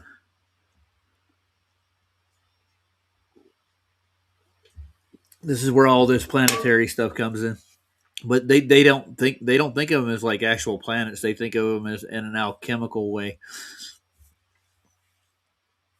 But the ancients thought of them as gods. You know, like Jupiter was a god, Saturn was a god. Yeah. Hey, Charlie Rose.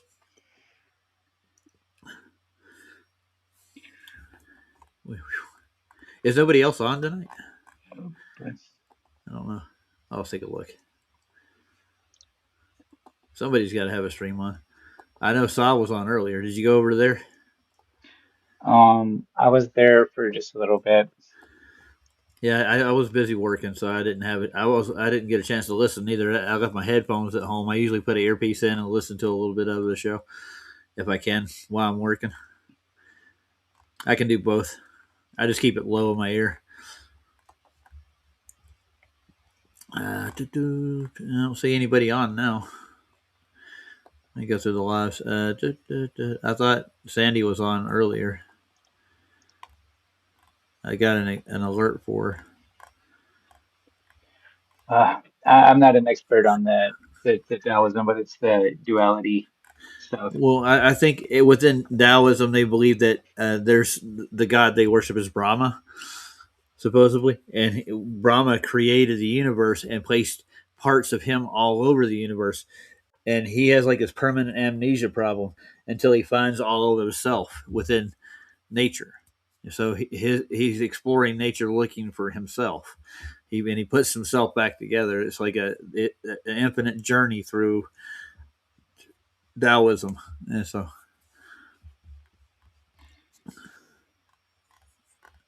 I think I've read the book. Ooh, somebody's trying to come in. No, I'm trying to share the screen. Okay. Like this Chinese story, the flood story. Is my screen sharing? Yeah, you are. Nuwa, Chinese mythology, Chinese Buddhism, Confucianism, and Taoism. She's depicted as like the serpent. I see it. Yeah. And she takes 3 rocks and patches up the sky with the flood. She's the one that stops the flood. She repairs the hole in the sky. Her name is Nuwa. Yeah, that's almost like Hebrew cosmology too, in that same right, because the water's above, water's below. Yeah, but this is how the serpent is in you know what I'm saying? How they all incorporate a serpent at some point. Yeah. Yeah. But she wants to look up Brahma right quick. Sally wants to know who Brahma is. On Google or what? Yeah, you can. Yeah. How do I spell it? I don't remember really sure. I think there's Brahman. Brahma. Oh, Brahma. Yeah. Nope. It's got to be more specific. Yeah, it's got to be spelled differently. She spelled it Brahma. Okay. Yeah, the Hindu. Education. Yeah. Do I do Wikipedia? You can do that. Yeah.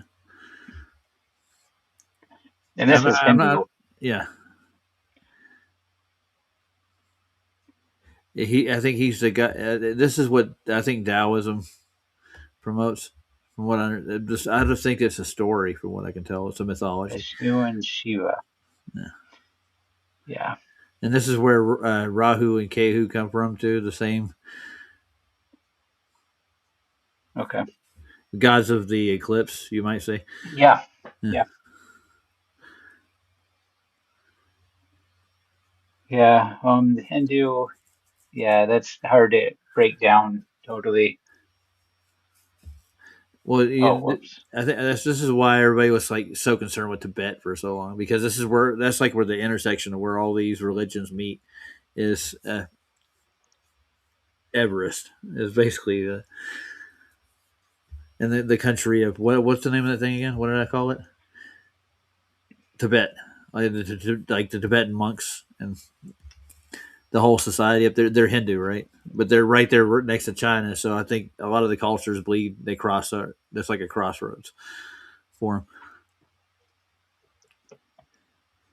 them. I'm pretty sure there's one of those. Yeah, every one of these things have some super serpent gods too. Everything from Aztec to Hindu to Chinese. I think the great dragons, even Hebrews, like Job speaks of Leviathan, a giant sea dragon. There's the story of Hercules and the golden apples and the serpent. Yeah. It's like a multi-headed serpent, and then Hercules has to kill the serpent to get the golden apple, and it's in the garden of nymphs. Oh, the garden of something. Which that ties that the nymphs are with those goat-looking people. They're called satyrs. Yeah, I know who they are. Yeah. Anyways, that's where the word nymphs originate. But yeah, there's that one. Let's see. The Mesopotamians has in their creation, I believe in their creation story. Then the Egyptian mythology, the Seth and Ra. I believe Seth and Ra battles the serpent. Yeah. Which Seth is the one who killed Osiris, which is who Isis brought back from the dead. So yeah, I know the story, but I mean these are all basic mythologies. They're not actual physical characters, but they're based on some of these stories are based on actual events too, especially like the flood and a lot of the. See how they're killing the serpent. The story of Seth, the god of chaos, and the sun god Ra fight the serpent Apophis, and this Apophis, Apap, he's all over Egypt. Apap, let's see my P do it.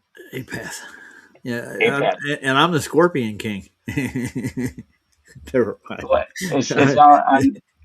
You never Yeah, watched that movie? What? The Scorpion King? Yeah. A long time ago. I know Yeah. it's The Rock.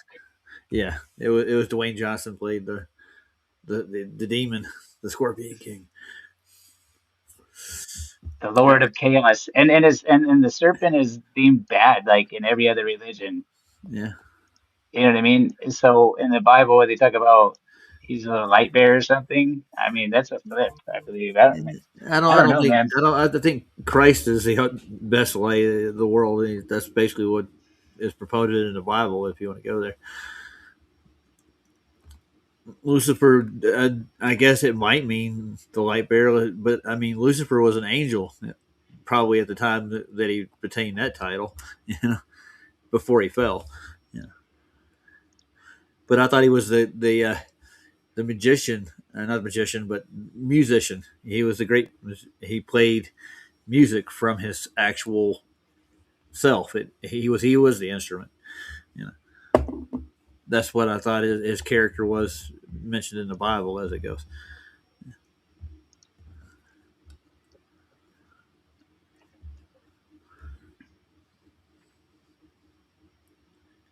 Nobody can sing quite as good as you.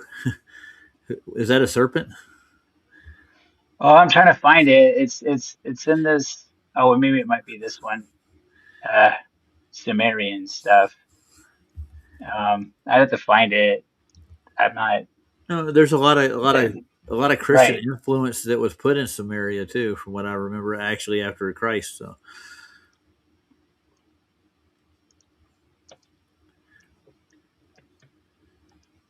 You notice how all these cultures have the same stories too, don't they? Kind of weird, ain't it?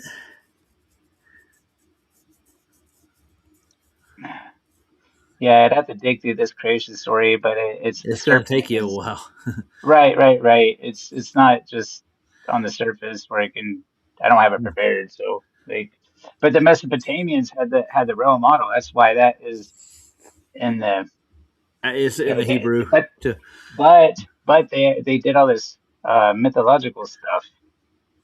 That's the difference. So Well, even they had the realm. even the Babylonians are the same too, aren't they? If you I mean, look through their cosmology, yeah. yeah. Well, let's see map. Where's that? Well, there's a guy. You ever heard of a guy named Big Zig? He's a flat earther. He found an old astronomy book from like the early 1900s here in the States from Colorado University, or one of the. Well, the Assyrian. This is the Mesopotamian. Yeah. This is like this Where's Ur? Isn't it the Suez This is where Canal? Abraham. Yeah. Abraham started down in here, and he went up through Baghdad over and down into Egypt, and then back. That's Abraham's route. But all this is the Babylon Mesopotamians through Iraq. Yeah. All this through Syria, Iran. This is what you call these.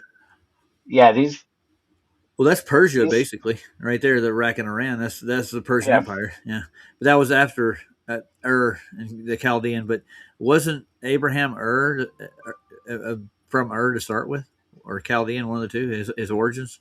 Abraham was originally from Ur. I thought. Right, Ur is Ur. It should be. It's right over here somewhere. Mm-hmm. So that's where he originated from. Iran, or is it Kuwait? That looks like Iran, actually. We're supposedly going to go to war with Iran now, I think. That's what I was told.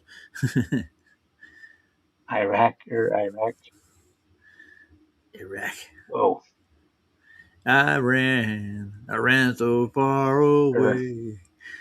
Ur is right here. Ur is Chaldean, yeah. And then Baghdad's here. Yeah.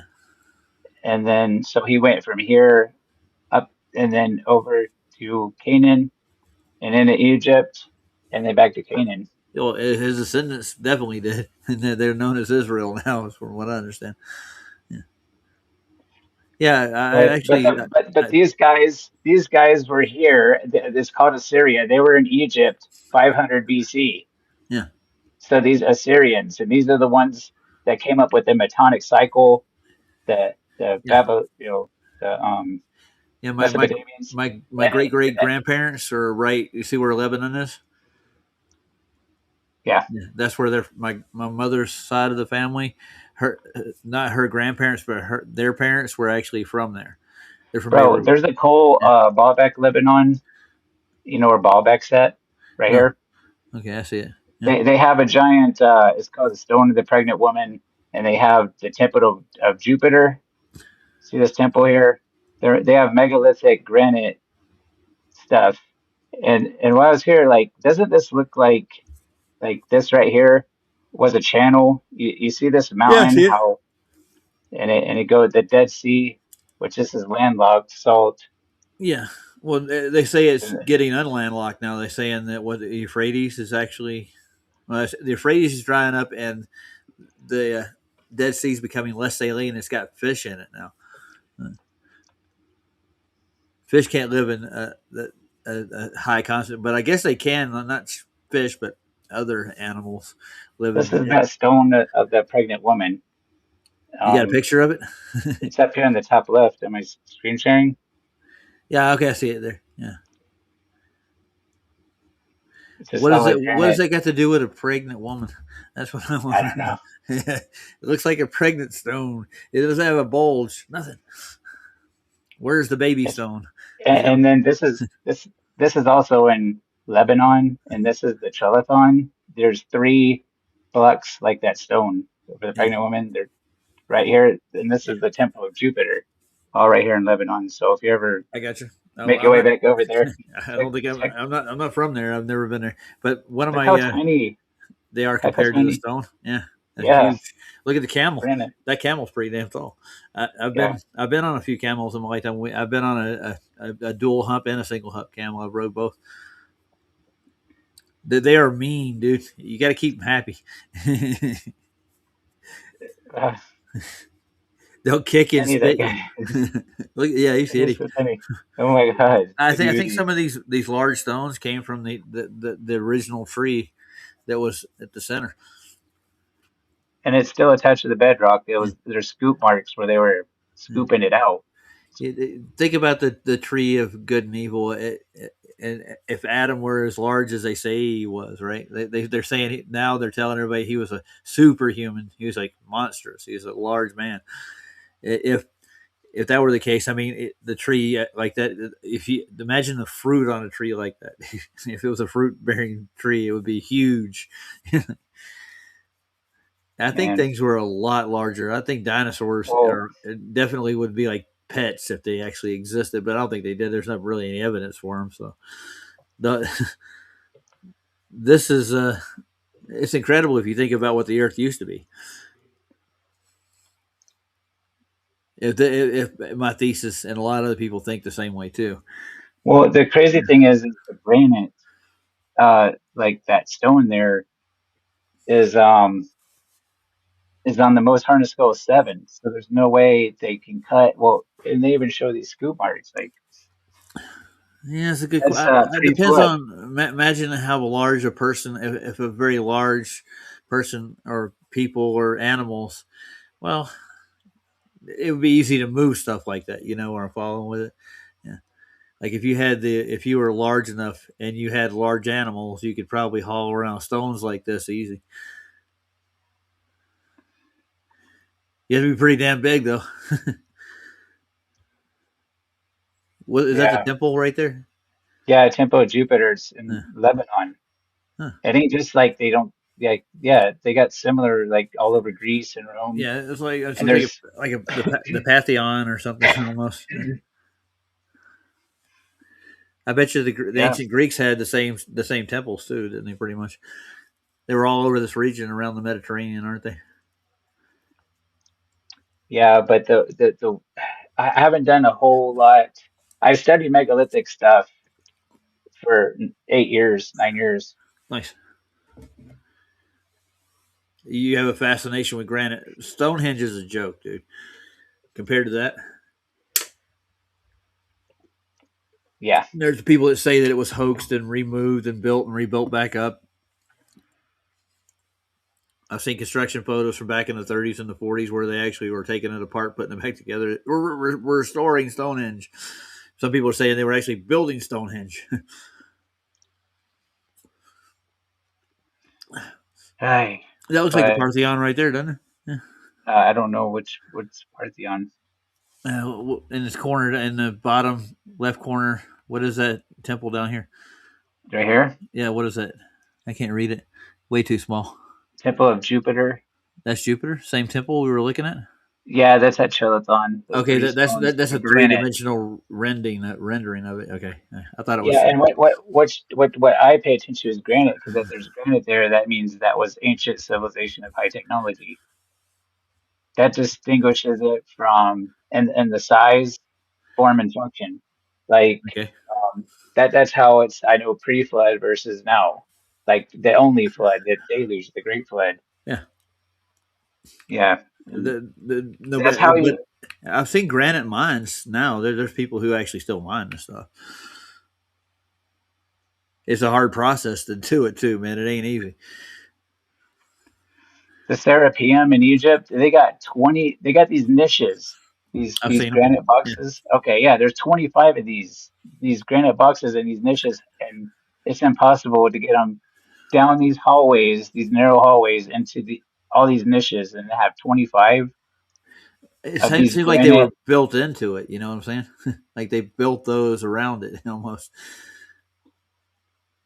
Yeah, it's amazing, man, and that's what I mean. Like I look at the granite more than, I mean, that's what I look for. Nice. Yeah. Anyways, it's like dirty work though, ain't it? It's like too heavy and it's too hard. The rock's too hard. Anyway. That's fascinating. And you spent 8 years studying it? Yeah, megalithic stuff. That's why I don't do the mud flood, the 1600s, because like I said, the Hellenistic Greeks started the globe stuff 300 BC. Yeah. And then they come up with the Enlightenment in 1600s. There's like and then they were in Egypt. Yeah, like it's taken them how long to make their globe model? Think about it.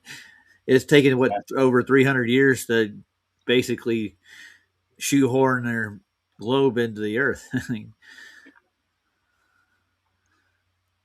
Now you go ahead. Go ahead. No, I'm listening. No, I was just saying there's like pyramids all over the Serapeum. There's the bent pyramid, the red pyramid, there's the step pyramid. It ain't just the three there. They're all over. They're Baalbek. It's worldwide. This megalithic. You looked into it stateside too, right? We have Asia. Even in Americas, we have the same, don't we?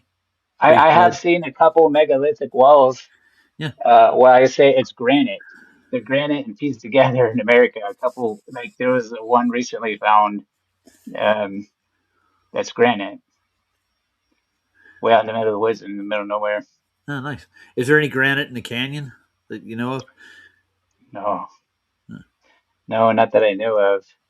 But that to me is what, like, yeah. Where is it? I don't know. I thought I'd be able to see it from anyway. The Grand Canyon's in it's in Arizona, dude. Keep going down. Okay. Yeah, I lived there for 21 years for the most part. Yeah, you're looking at the hole right there. That's the Grand Canyon. Yeah. It's huge. I lived in Flagstaff. You know where that is, right? No. Look, scroll down further. Not down, and zoom in closer. Let's see. Type it. Type it. Yeah, go ahead. Yeah. Flagstaff's right up on the base of the San Francisco mountain range. Okay. Yeah, we take trips up to the canyon every once in a while. I would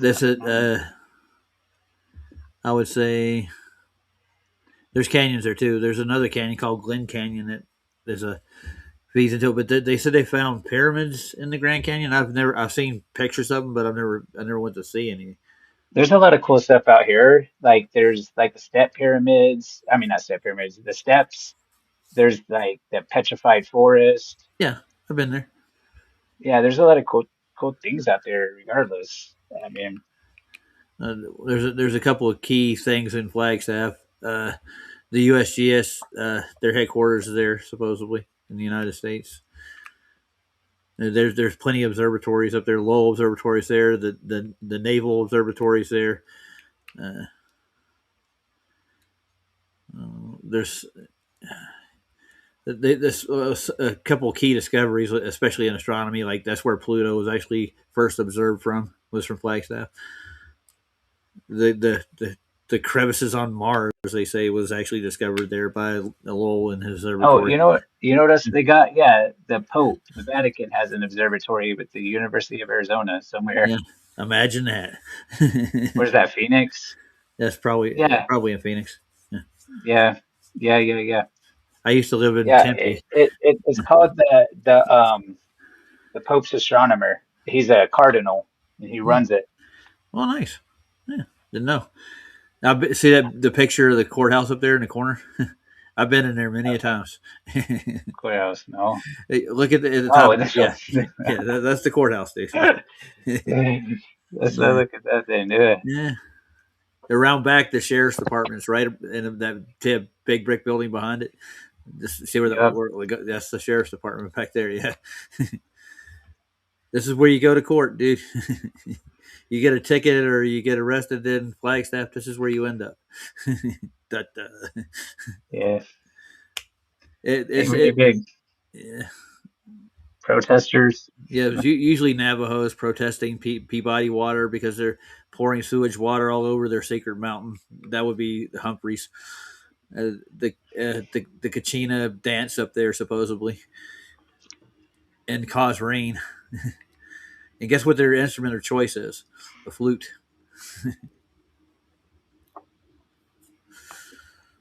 Oh. The Navajo and the Hopi Nation's right there, dude. That's where it intersects at. There's a place called Holbrook Globe and a couple other places right next to Flagstaff. All the reservations surround. Even if you go south of there, the Apache and there's another tribe that own a good part, and they have a whole bunch of casinos all the way down through the valleys to Phoenix. So if you're driving down I-17, you'll pass all these little towns and casinos and stuff all the way down as you go. It's one cool part though. When you hit the plateaus, you get like a good view. The clouds above it, the fluffy clouds that pass over you, leave a flat shadow all across the entire terrain everywhere you look for miles. Dude. It's like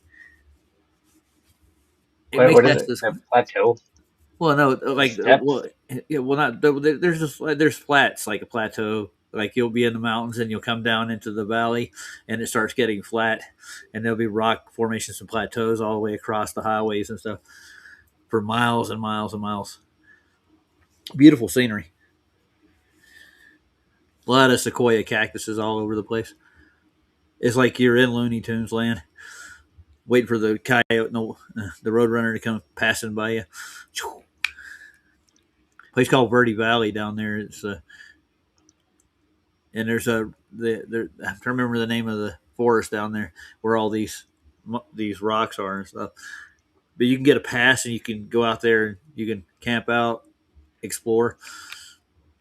But it costs you. Man. Yeah. Spent 22 years there, dude. Knew what? Beautiful country. We started on serpents and ended up in Arizona. Yeah.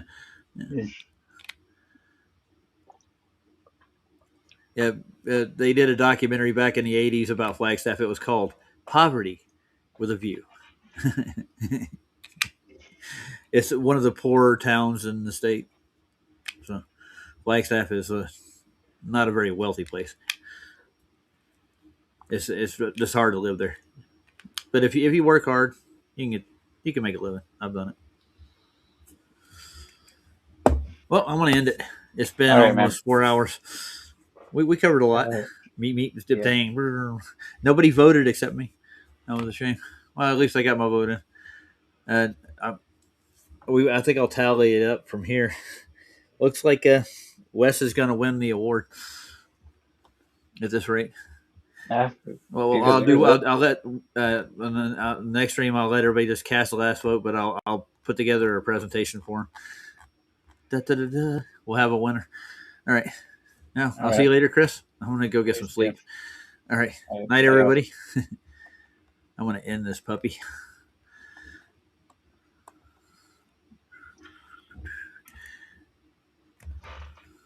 Max velocity. I just got that. There's a forecast called Max Velocity Forecast.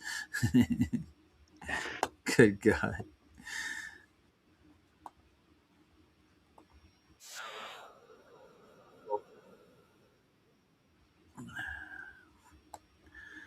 Oh, good night, everybody.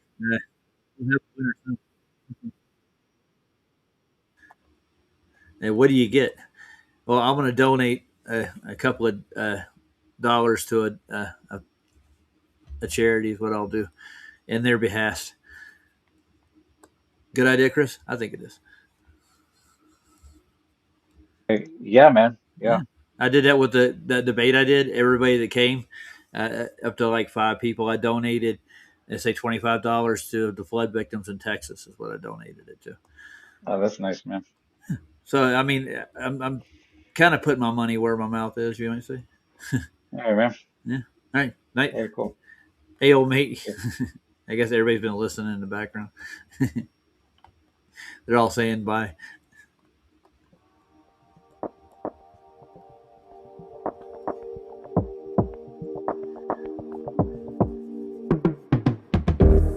In the valley of the shadows, land of the scorpion, stung by the darkness, swimming in all the poison. I need some angel music, so damn hot down here. I need some angel music, a song to wash away the fear. Come with some angel music, so damn hot down here. I need some angel music, song to wash away the fear. Holy, unseen, I plead, show me some mercy. Grandma, come on down here and sing your prayer with me. Cause I can shine like a raven if I get a little bit of sun, with a little bit of light, just a little bit of sun. I can shine like a raven if I get a little bit of sun, with a little bit of light. I can shine like a raven. I can shine like a raven. I can shine like a raven. In the land of the shadows, the valley of the scorpion, stung by the darkness, swimming in out the poison. I need some angel music. I need some angel music. I want some angel music, a song to wash away the fear. Holy, unseen, I play, show me some mercy. Grandpa, come on down here and sing your prayer with me. Cause I can shine like a raven, with a little bit of sun, a little bit of light, just a little bit of sun. Black feather glisten, just a little bit of light, a little bit of sun. I can shine like a raven, shine like a raven. Black feather glisten.